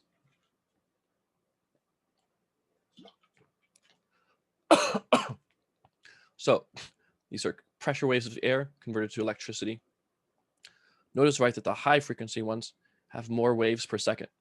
The low frequency ones have less of those compression waves per second. Question for you. Are higher sounds, do they move faster through the air than lower sounds? They have more cycles. Yeah, they move at the same speed. They each of them move at the 1125 feet per second. Okay, but the only difference between a high sound and low sound is a high sound has more pressure waves per second than a lower sound down below here. So they both move at the same speed. It's just that one of them has more of these little compressions. It's like if you have a slinky that's thicker or more expansive. So it moves about this speed here. I have a little link that you can click on, it takes you to more information about it. But they travel at the same speed, just the high ones are more compressed. They have more little curly cues in them. You can actually figure out how big sounds are. We touched on this a bit, but since the speed of sound is, again, you'll see different listings for this. I just put 1130 because it seems a bit easier, but you'll see the ones that say 1125 or 26. They're based on different temperatures that the sound travels through. Okay, so if you don't like one of those, you don't have to use 1130. So use whatever one you find in the internet.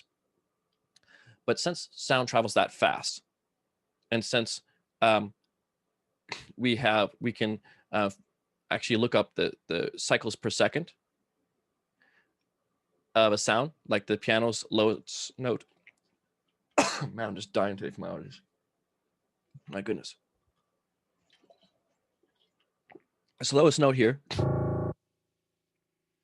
has 27.5 cycles or vibrations per second. So that means that the pressure goes like up and down, 27.5 times by the time I say 1/1000, 1 second.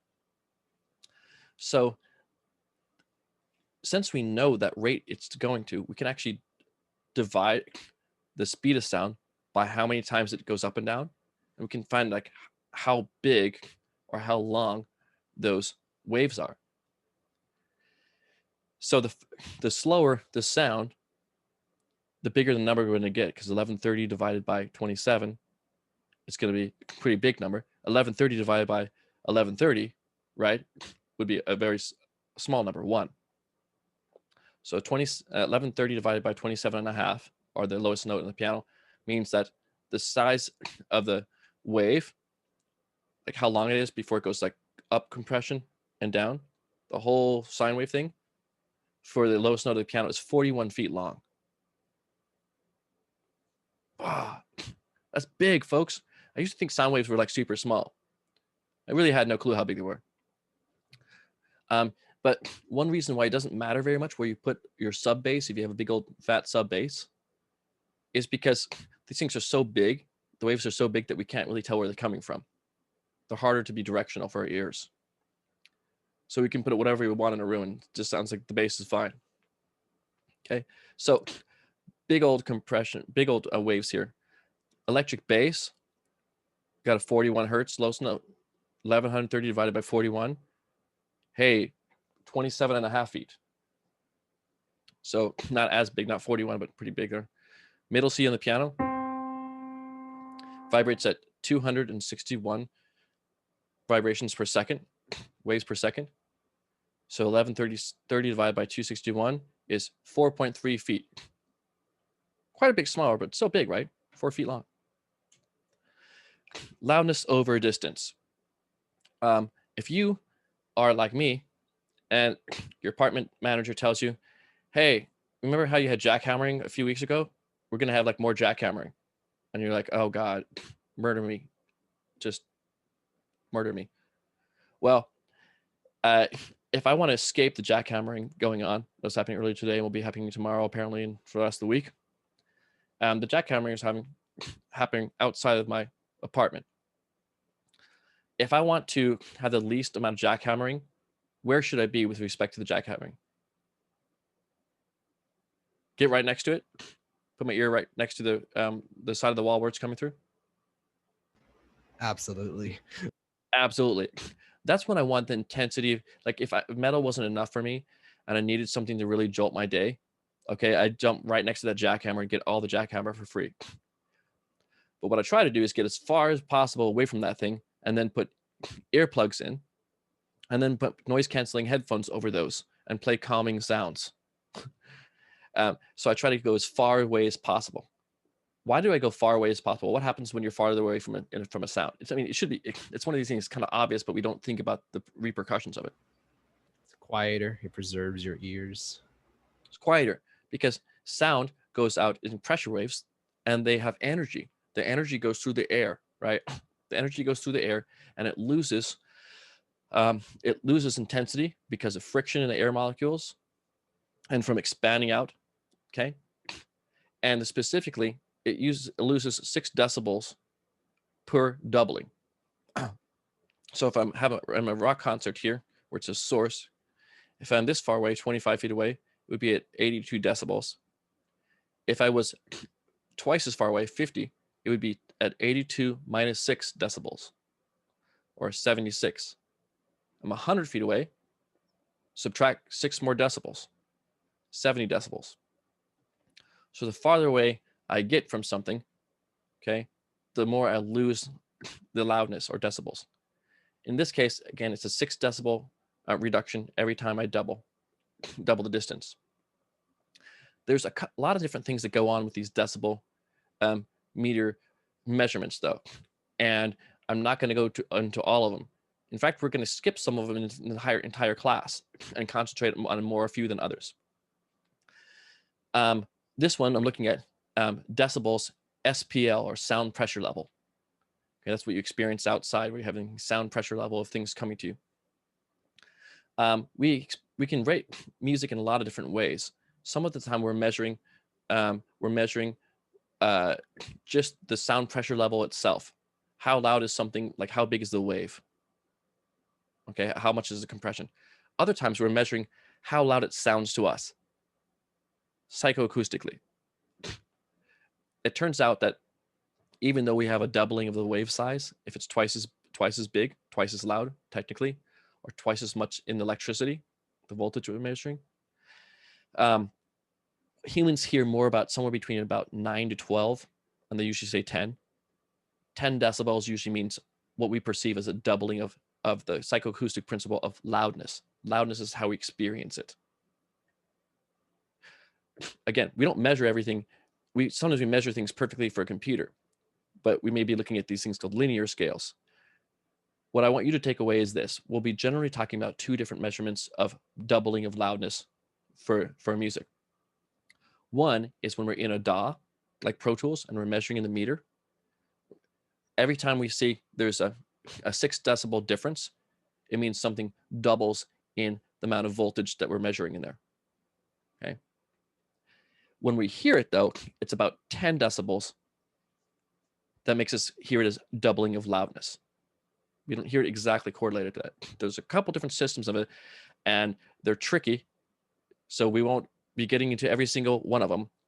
But there's essentially the idea of measuring something called power, watts, measuring voltage, which is where we're going to measure the SPL, and then there's the way we experience it, called loudness. They all have relationship together, but it's very convoluted, and it's frustrating at first to get into. So what we'll be doing is looking at 2 out of the 3 of those ones, how the voltage translates to SPL, sound pressure level, and how we experience that as loudness. Okay, so we don't have to totally understand that at the moment, but those are the 2 ones we're going to focus on, because we'll be using them when we're looking at measurements in your system, metering, on this thing called 0 decibels full scale, all the way down. Look at this amount of loudness we can measure with our audio recording devices. And we'll be looking at going from 0 down to 96 decibels, or 0 down to 144 decibels. Look at those things. And we'll look at filters and stuff where they show you these things called poles, or 6 decibel increases or decreases, and how that makes a different sharpness in the curves. And we'll talk about how that sounds to humans, and how loud we can hear those things, okay? So let's get back to that. Sound doesn't dissipate as much in closed areas because it bounces off surfaces and comes around to us. Okay, so this is an open area. I say note here, 6 decibels is a doubling of SPL, sound pressure level, measured in voltage. Our experience of sound's loudness doubling corresponds closer to about 10 decibel level increase. So this is the way loudness technically is referring to this, our experience, or psychoacoustic, our experience of the sound, rather than a measurement of voltage. In DAWs, we'll be looking at loudness doubles in terms of voltage changes, where each bit, binary digit, corresponds to 6 decibels. Okay, so if we have 16 bits, for instance, it's 16 times 6, or 96 decibels possible of change. your audio interfaces there, these Euphoria ones, I thought they did actually 24-bit before we got them. Unfortunately, it's 16-bit, but whatever. It still can get a really good recording. They have 16 binary digits or 16 bits that can reference differences in loudness. And since every bit relates to a 6 decibel increase or decrease, you'll have 96 decibels of range to talk about. We'll see that later as we're all together working these projects, and we can see how it says 0 on the top and it goes down to 96 or goes down to 144, these type of things. Okay. Next up, outside of sound's loudness, what happens to it in closed spaces? Sound bounces off junk, or it's absorbed, or it goes through things. So if it hits something like carpets and curtains, various other things like this, it can be absorbed into those things. And what does that mean? That means it's smeared and diffused all into things. It jumps off into a lot of different directions, and their overall energy that was propelling it gets lost and turns into heat. So that's absorption, gets stuck into the stuff. Amount of absorption is dependent on like the depth of the material, the type of material, like how much its different surface reflects everything and stuff, and the wavelength of sound. So mids and highs are absorbed more because they have these small wavelengths that can get more easily stuck and refracted in all kinds of directions. Lows are so big that it's difficult to get rid of them, and they have special big things called bass traps that you can use to get rid of some of these having as much impact in a room. If it's not absorbed, it actually could go completely through something. You guys know that too. So transmission is when it goes through something. What's an example of transmission of sound? Anyone live in apartments and have neighbors? Yeah, hearing like people through walls and stuff like that. Exactly. The people that got into that new relationship, or there's people who party all the time. Okay. And you're like, I know exactly what's going on in that apartment. So that's transmission. It's a sound like going through your transmission, something, ignition. It's going right through the wall, and then you hear it, right? That takes me back to the 90s or something. Okay. So waves pass through a room boundary. So if you have enough energy, you can get some of the sound to go through the wall. If it's not absorbed or transmitted, it's reflected. If you have harder surfaces, thick materials and hard surfaces, it's going to reflect. So look at this thing. Over here we have this car, hits the boundary directly. It's reflected, bounces off, and it reflects at the angle that it hits it at. So if it goes in one angle, it reflects off the same angle. Over here, they show you one that's not as common too. They show you how it can diffract. It can hit the edge of something and kind of be pulled around, kind of bent around like a prism. These ones, when it's going through, it says reduce, that would be transmission, where it's going through the wall. Here in 3, we see some different types of sound too. Check this out. The sound can go directly and hit us in the face, or the sound can hit other surfaces first and then hit us. So sound reflections and angles. Anyone here play pool? On iMessage. Yeah, you used to play pool before the pandemic, or now you play it online for money? Got it. So used to hustle the bars. Oh yeah? Which bars were you hustling, man? No, I'm just kidding. Who knows? I used to not hustle the bars. I'd go to the bars. My specialty was drinking more than someone else and acting stupid. So yeah, that's what I do.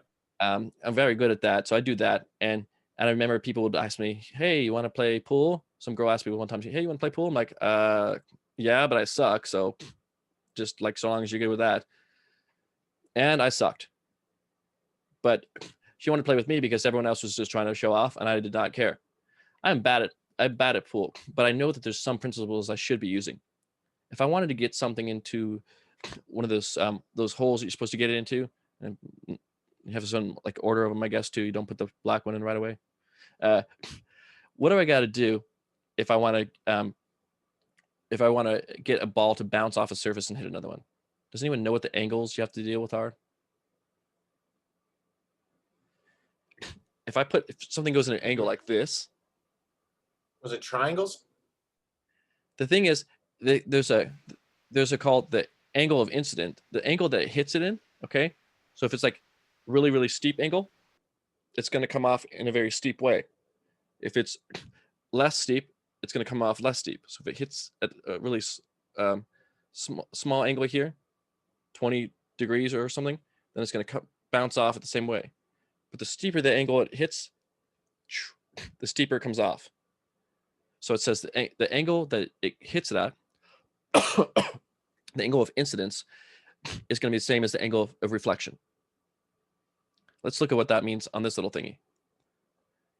So if it comes off at this angle, it reflects off at the same angle. Okay. Now this surface here is actually curved, convex. It's coming out. I think vex goes out, cave goes in like a cave. So when it hits these curved surfaces, it's going to distort how that angle comes off. The smooth plane is how it goes in the same way, it comes out the same way. So we can use different types of reflectors and diffusers in a room too to make it so that when the sound hits it, it doesn't all reflect back in the same way for sound treatment. What does this concave one remind you of? Did you guys remember seeing my interesting microphone that had a concave surface? Oh yeah, I remember that. So this is like my parabolic microphone. The sound comes in from all these different angles straight on, and then it's all focused in the center here.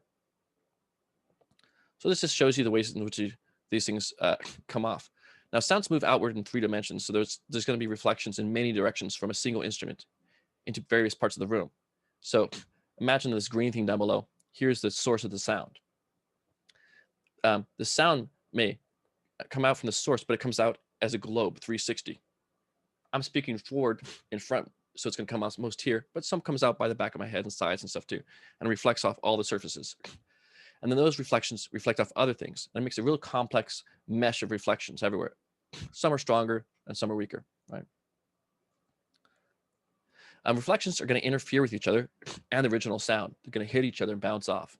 And that's going to mean some of them are going to get louder and some of them are going to get softer. So what makes something reflect? Sounds reflect more readily, more easily, if they are louder, because you have more energy. So even if some of it gets absorbed, some of it will be able to reflect. They're louder. They hit a hard surface like concrete, glass, or metal. Okay, and they hit a smooth or flat surface that's non-porous, doesn't have a bunch of little holes and stuff in it, doesn't have a rough texture. So if you want stuff to echo and reflect, you're going to want to use a loud sound source. You're going to want to have it hit something that's flat and smooth and hard. What would be some good places to get a lot of echoes where most of your sound is reflected?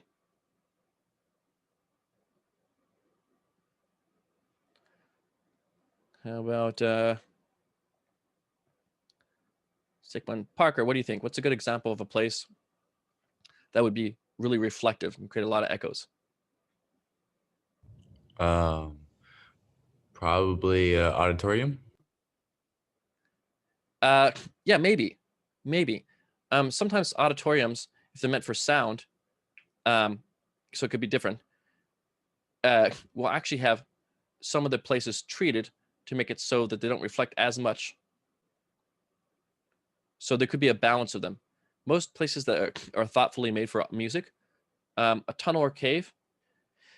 What about this? If you had a tunnel or cave that was surrounded by blankets inside and carpet on the wall, carpet on the floor, blankets all on the ceiling, would that be very reflective, do you think?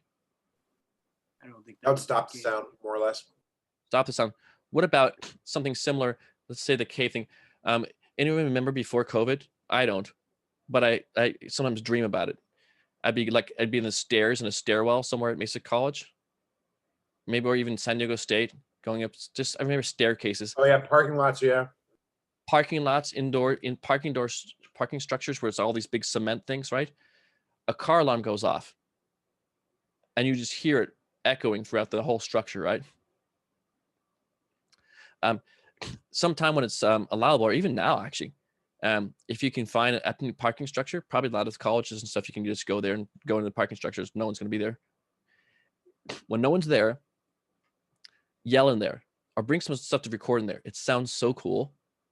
Like if you suck at singing like me or something, or you want to have a good sounding whistle, You do that, all these reflections take away the imperfections of your voice, kind of make everything sound smoother, and it'll just echo like crazy. But yeah, in general, a tunnel or cave, if it's got a bunch of hard surfaces, could be a good place, especially if that cave has surfaces that are all smoothed out by water and stuff, so that they're hard and smooth. How about this area behind you, Trevor? What type are you going to have a reverberant reflections in the same way as much as you would have if you're in a stairwell or something? That's a concert hall, so the reflections are done in such a way that pretty much every point in the room reflects at least once down to some other point in the room. It's a nice sound. So rooms then, right, are built in different ways. Before, Trevor had showed us another type of room called an anechoic chamber in his background. And that thing is made with all kinds of absorbent materials and sound properties of things that will reflect or absorb. So you have almost no, if you can get it right, no echo. You talk and it sounds strangely, weirdly dry. Because we're so used to hearing our voice, not just as our voice, but as the way our voice sounds in a room or outside. With those anechoic chambers, they treat it in a special way to make it so you have no echoes of anything. It's really strange. It's not a normal way of hearing things. When you're in concert halls and stuff, they're specifically designed to try to make it so you can have a good experience of hearing the audio anywhere you are in the seats. So it sounds great everywhere. It's not going to sound perfectly exactly great everywhere, but they make a big amount of effort in trying to make that happen. That's why you see all these different shapes all over in the ceiling surface and the side of the walls. They also change the way they go from smaller to large out into the auditorium, so that people carefully design these with acoustic properties to make it so you have a pretty good experience of audio wherever you go. So it makes things reflect, make them hard, smooth, and use a lot of energy to throw at them. Now, a reflection is slightly different than an echo. Anyone ever done something where they yelled really loud or clapped really loud, and you heard maybe you're in a big church or something, you clap, or hey, hey, hey, and you hear this repeat of your voice and echo? Yes. Now, if I said this, I say, hey, how are you? What is up? I said, what's going on? Would I hear the whole, what's going on?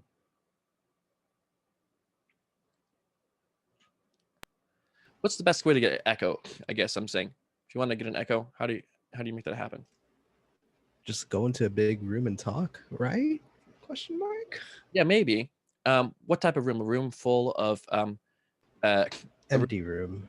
A big empty room. Bunch of absorbing pads on the side, carpet on the bottom, everything like that. Super soft surfaces, couches that are really plush. No, that's the opposite of what you want. Oh no, that's gonna absorb stuff. Okay. If I used that type of stuff, it would actually make my room sound less reverberant. It would absorb a lot of stuff. So if I wanted my room not to sound as echoey, I could do that type of stuff to make it absorb more sound. Or I could pay a lot of money, to get specific sound treatment stuff for my room, put it on the sides of the walls, up and down, so it's not vibrating back and forth and up and down in these what are called axial waves, axial directions of the room. So instead, I'd want to have something that's like really, really hard and make a big sound. Also, sound travels like 1,130 feet per second. So it's going to take a certain amount of time for sound to hit a surface and bounce back. Right. You know how I told you guys I wasn't going to do any more math or any more hard stuff? Yeah, I kind of lied. Sorry. I forgot about it, but my family's tradition, my mom, if she like forgets about something and she's like, oh yeah, then she says, I lied. Sorry, I lied. I didn't really mean to mislead you folks, but I'm a bad person. So I do it once in a while automatically. How dare you? Yeah. How dare I? Well, I turned 40. And once that happened, I'm like, I don't care about anything anymore. So I'll say what I want, do what I want. And that's how I started lying to students about math. Now, reflections here, not much math though. Okay. We can see this visually. When I have a sound source here, look at down bottom left of this picture. It says direct sound. This thing on the bottom, it's a source, that's a piano. I go further down, this little thingy, little circle thing, actually has a nose on it. That's someone's head. What? Someone's head? Yeah. So here's a source of sound, piano. And here's me down below it, little head. The sound, if it goes directly to me, it comes from the piano to my head before hitting another surface. Like maybe it doesn't first bounce off the wall and then hit me, or bounce off this window and then hit me.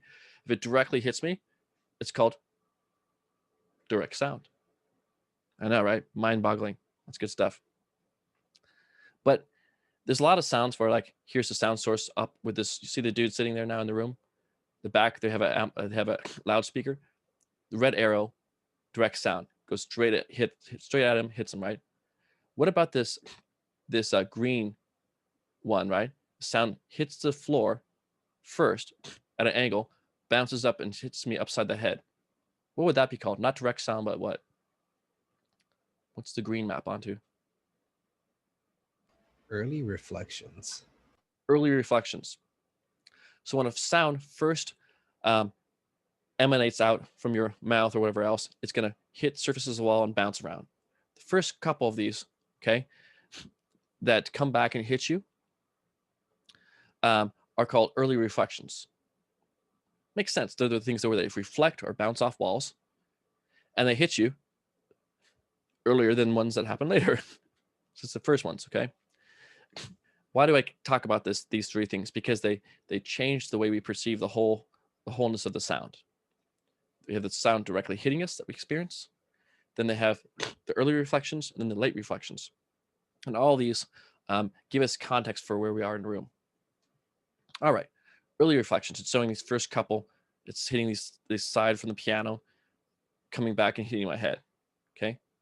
Then it says subsequent reverberations. Okay, early reflections are happening about 50 to 80 milliseconds. There's dependencies on these, depending on the frequency and loudness and other things that all kind of cause certain differences. Around 80 to 100-ish, these are what we call reverb. It's not that all these things weren't reverberating, but you get this reverberant tail part, subsequent reverberations. Notice how they're all closer and closer together. In the beginning, you have this one discrete thing that hits you. Then you have a bunch of ones that are kind of close together. Now it gets super, super close. And look what else you can see. How's their loudness changing from the first direct sound to the early reflections to the reverb? It gets quieter.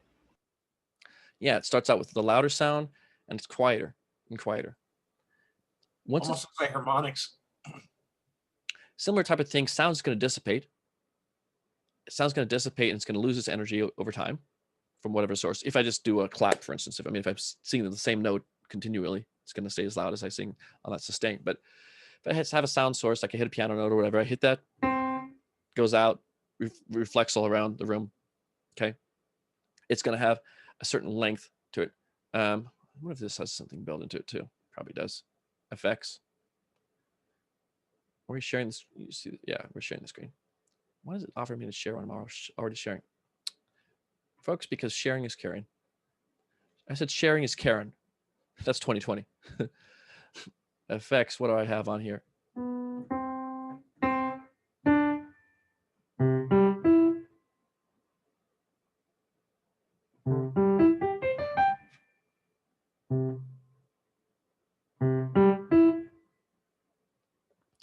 So I have some reverb on this thing at the moment. Some pre-delay.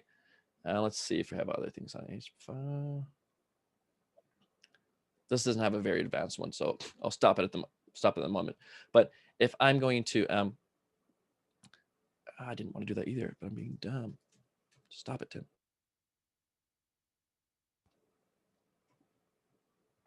If I want to understand how the sound's going to affect, I'm going to hear the first direct sound. The early reflections give me context about the sound and help me really feel it in a space.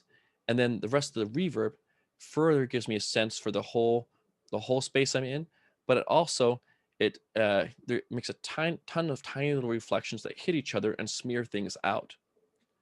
So this part is so fast, this early reflections, that we call it a fused sound.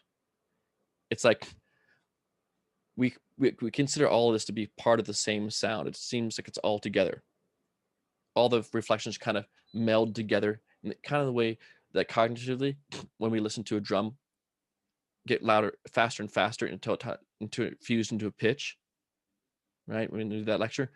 So if things are too fast, they're unintelligible to us. We can't separate them out, and we hear it as the same sound. It's all part of the same sound. Even though it's reflections, we hear it as so fast that we hear it as part of the same sound. That's in these early reflections, okay? So in the first 50 to 80 milliseconds, they hit us, but they help reinforce the sound of the sound. This threshold changes depending on the type of sounds. There's these things called transients, where the quick beginnings of sounds, like when I say a word and I start a individual syllable, all these quick bursts of loudness are called transients.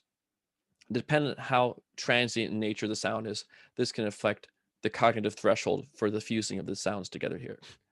Okay, we call this thing the reverberant field, which is a diffuse like scrambling of the early reflections. These help us determine the quality of the acoustics of the room. Okay, late reflections occur after this time. They're very dense, obviously a lot softer in the dynamics, and they actually, since they're so close together and so small, end up hitting each other and having all these cancellations and all these amplifications, and so they blur and mask certain parts of frequencies. If you have too much of it, it can make your voice unintelligible. Has anyone ever heard someone speaking in a giant cathedral? Not in a really long time. Right? You bad boy. Okay, so let's see, sermon in Catholic cathedral. Maybe. Let's see if we can find one of these in here.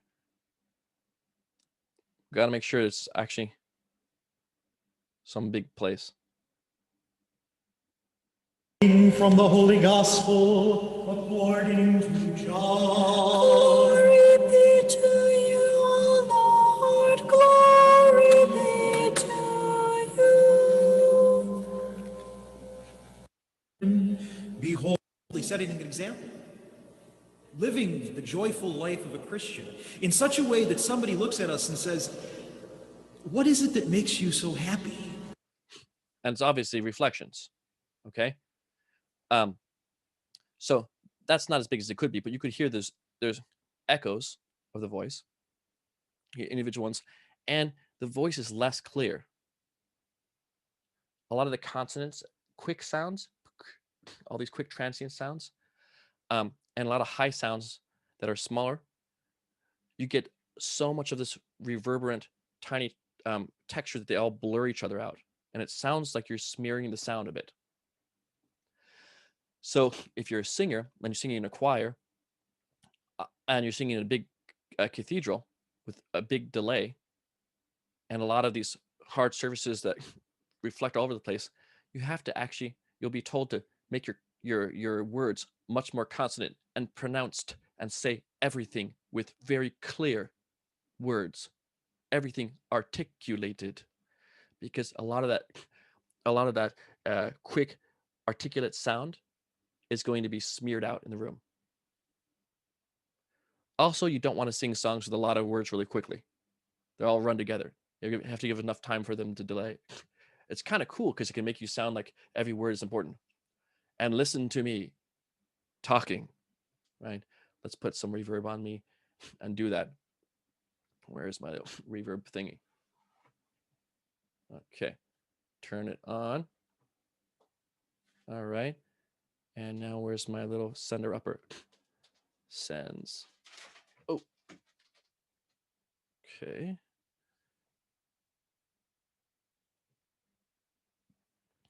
So, hey, now I'm talking. through a big place. I'm making sure that when I do it,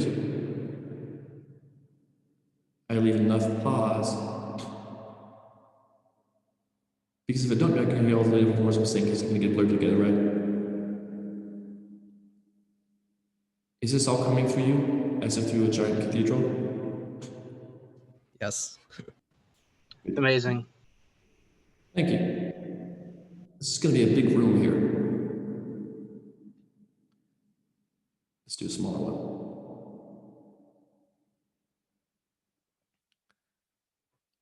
Your room. I want a smaller one. Hey. Oh, that's not available. Okay. So let's turn that off. Mute myself from there and turn this down. So if I'm talking through a place that's very reverberant like that, very big, you hear both. They'll have enough time for sound actually from a whole voice to go bounce off the wall and come back.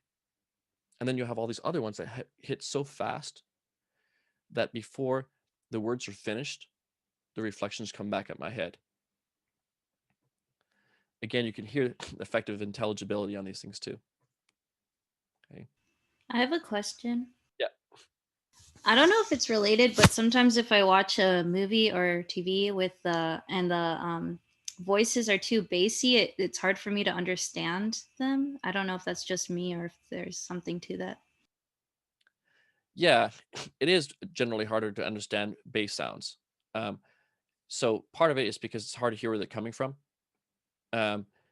So part of it also might just be that they're too boomy in the way the speakers come out, so they're actually not as defined. In general, you're going to be able to more clearly hear treble sounds or things that have a bunch of high harmonics through them because they're going to be bright and easier to cut through. I'm not quite sure if that's the case for yours or if it's just because of what it's playing through. Certain devices really can't handle bass well, and it makes it so you can't tell what's going on with them. Like they're like rumbly, this type of thing, right?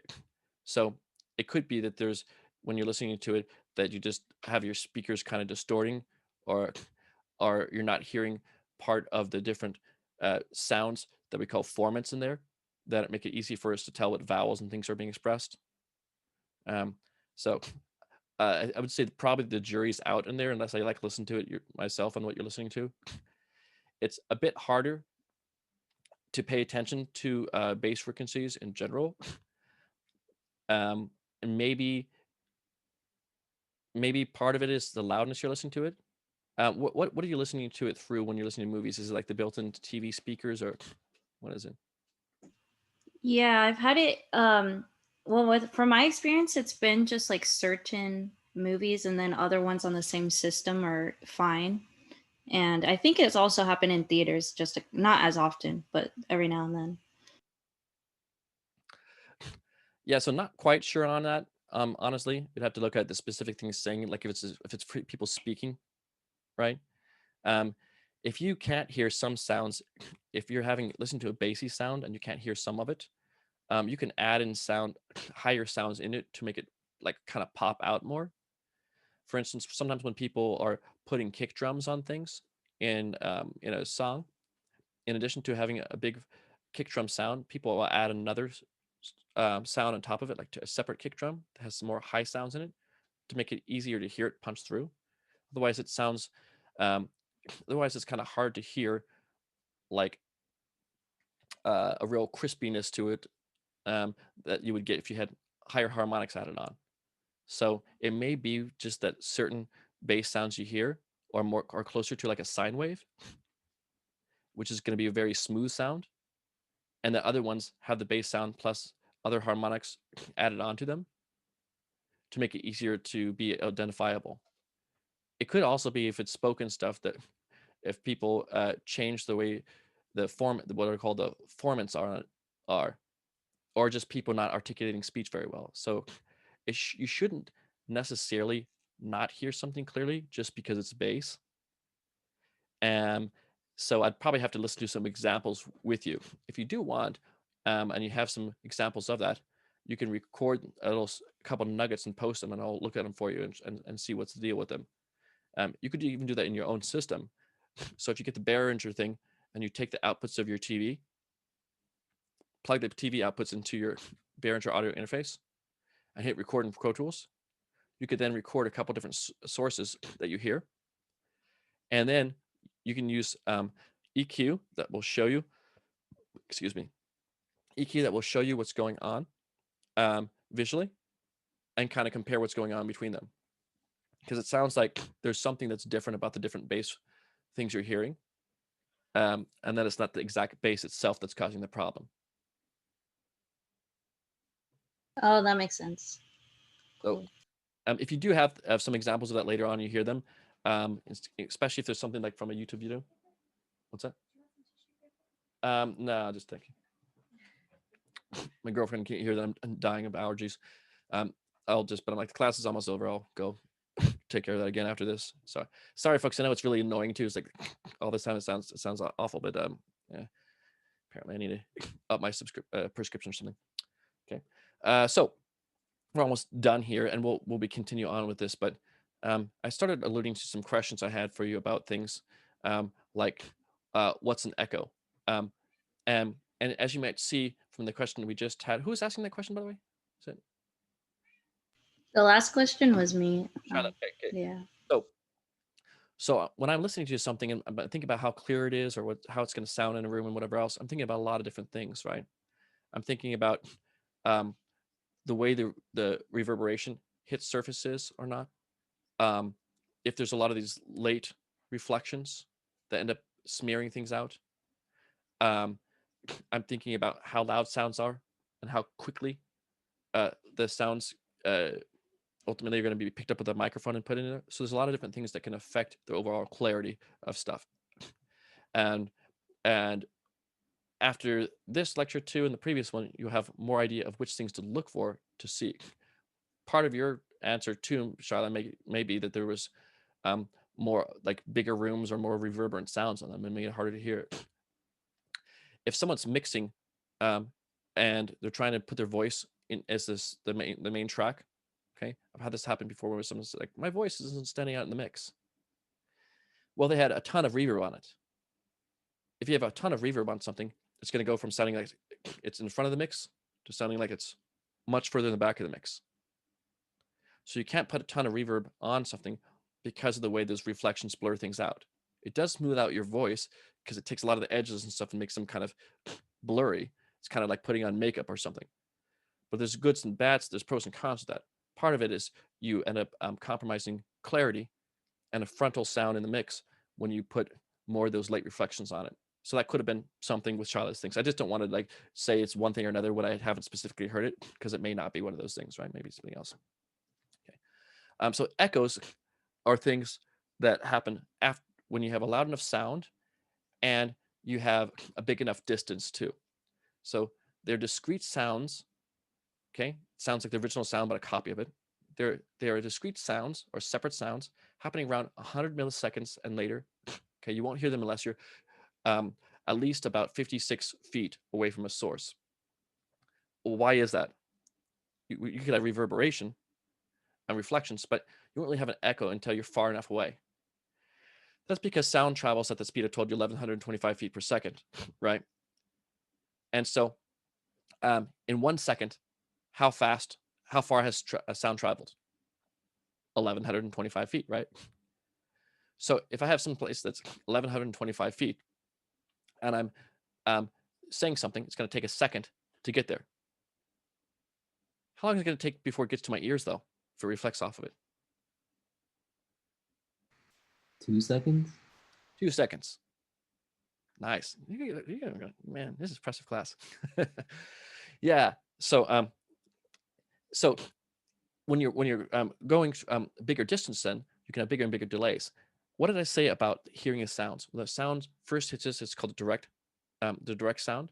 Then the first couple of reflections that hit you happen between about 15 to 80 milliseconds or so. and the sound gets smushed together in our brain cognitively or fused together. We hear that all as part of the way the sound sounds in an environment. Then we have these later reflections. Once you get them late enough, we don't hear them as all melding together and interfering with the sound, original sound. We hear them as their own separate sound. If it's too close to us, we hear all the sounds hitting and blurring before the sound's even finished. If it's far enough and we have a loud enough sound, okay, and it's far enough away where it takes about 100 milliseconds or more to hit the surface and come back and hit us, then it's not going to sound like these sounds that are happening while we're talking that are interfering with everything, these early reflections or late reflections. It's going to sound like a separate sound. Hey, hey, hey, hey. I have to have enough delay, though, between my speaking and hearing the sound where it doesn't fuse together. Does that make sense? If it's far enough away, it won't sound like it's like interacting with the sound as I'm talking. It'll sound like a delayed copy of what I'm saying. And that's what an echo is. Wait, so you're telling me delay and reverb is the same thing? It's just the time that it takes to get back. Yes. Wow, who would have thought? Yeah, and when you know all these and great, I'm glad that came together. That was super smart.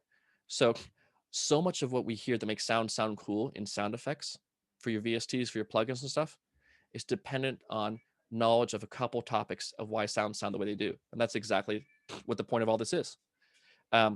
Delay ultimately is a copy of sound, but it has to be far enough away. If you actually took a delay plugin and you made the delay super small, like in the 50 millisecond range, it wouldn't sound like delay anymore. It'd sound like a bunch of different filters all hitting each other, and they'd interact and they'd cause a bunch of cancellations and peaks and stuff. Okay.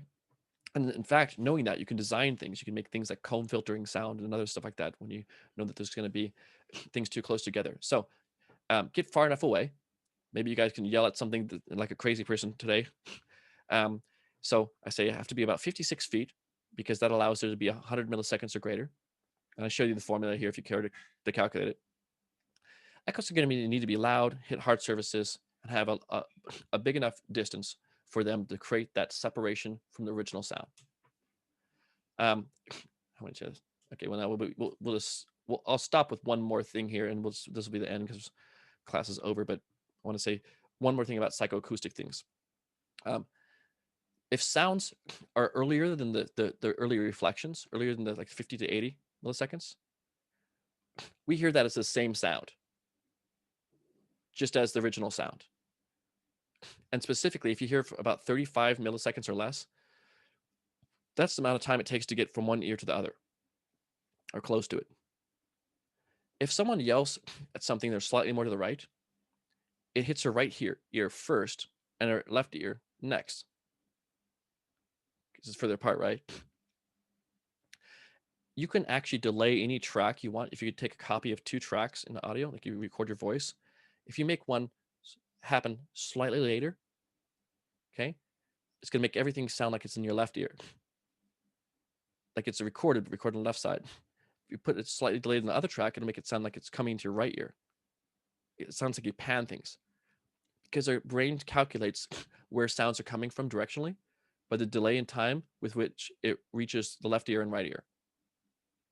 So you can actually change a delay. You can just put a delay on between the left or right ears, and you can make it change where it's coming from, sound like it's changed where it's from. So sound driving with less than 35 milliseconds apart from our ears are heard as the same sound. We determine the direction of the sounds by which ear it hits first, called the precedence effect.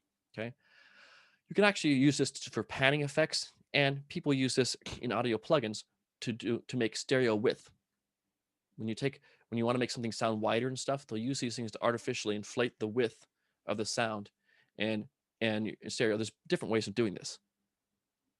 Point of all of it, if you understand why things sound the way they are, why they do, then you can manipulate that. Then when you're using your plugins, then when you're using your synths, whatever else, you'll know which things you can move to make changes happen. And as I think Josue said, you'll start to see that there's only a few different main things we're looking at. We're looking at time. How much delay is there? That's going to be reverb, delay, echo, spatialization of sound, all that stuff. That's the time difference. We're going to be looking at loudness, how it changes over time, the amplitude offset. And we're going to look at pitch. If you want to make a fat sound, a super big fat sound, like it sounds huge, well, all you got to do is make a bunch of copies of your sound, put tiny delays that are slightly different in each of those, and then slightly detune each of the sounds. Because when we hear like a chorus of people singing, no one's ever perfectly in pitch, and everyone's at slightly different distances. So if you change those little things by the right small amounts, you can make huge sounding sounds in synths. If you want to make a massive sounding pad sound, for instance, or whatever, and you can use it in your voice too. So it's kind of crazy. You go, wow, only a few things end up making a substantial impact on everything. And most of your plugins actually can be understood as falling into categories of which of those things they're manipulating. I can't tell you more about that now because class is over. I obviously need to blow my nose and then take another allergy pill before I teach a bunch of slobbery kids. But there's more cool stuff to be seen in the future. Not much more in this one. We'll look at things called phase and polarity, look at phase issues, and we'll look at the way things are absorbed in a room. And that will help us understand a bit more about how we could sound treat a room to make stuff sound good for us. Okay. And we'll understand what does that mean, right? Because maybe we don't want a room super dry, but we want to know what the things are that affect these things. So that's the basic topic for this week is introduction to sound stuff, mostly within closed surfaces, because it really, really will change the way we can mix things and way we understand how plugins work. What's due Wednesday night at midnight? Comping project. Comping project. Okay, cool. Do you have to use the Behringer audio interface and microphone and equipment from Mesa College? No, you can use the built-in stuff you have if you need, right? So that's cool. I just want you to know how to comp. See what else here. Where can you pick up equipment if you need equipment? Where can you get it? Parking lot 7 at Mesa College. Yeah, and if you're not sure, go into my announcements, right? And look for what says new days to get your audio. Okay, Tuesday, 2:30 to 4:30. Wednesday, 10:14, 12:30 to 2:30 p.m. When can you listen to Trevor's Halloween stuff? Thursday night at 7, right? I also got some of that posted over here. This is one of these things I check out. Some of you are using this already. You see this Pronto thing? I like these things. Click on this Pronto. Say you're in class and you don't know something. Hey, so here's where I was talking about with Sam earlier about like connecting things to the Mac OS, but you can type in some question. Does anyone know how to do that comping thing? Is it due next week? Type that in there and you can get questions answered from other students and stuff too. Yeah. I just wanted to plug something in real quick. I have a MPK Mini that I'm trying to sell for $60. Plug. If anybody wants to buy it. Okay, cool. And also go ahead and plug that in in the Pronto. It's a good place to type something like that too. That way, after class, if they want to check that out, they can check that out there. It's nice, quick back and forth, and then you can keep track of the communications without losing it. So, what you're trying to sell is this, right? Okay, cool. It's a cool little keyboard. Normally like $100 or $125, I think. They're sturdy things, so I'm sure it's probably works fine still. And they have a bunch of knobs on them, so they could kind of look cool too. They have the reverse black and white keys. You know, it kind of stands out. So if you need that, talk to Danny. Danny, please post that in the Pronto too. If you guys have stuff that you want to do as well, so music you're showcasing, questions, whatever, you can post it on there, and then you guys can interact with each other. Maybe if there's stuff that I don't cover and stuff too, or you have other questions and stuff, post them there. Meantime, I'm do the usual. So stop this glorious meeting and then upload it to the YouTubes as soon as it's done. If you guys have needs and stuff, let me know. Otherwise, get those calming projects done and get your audio equipment from the parking lots. And I will see you all on Wednesday. See y'all. It's like I got to do the English thing. Hello.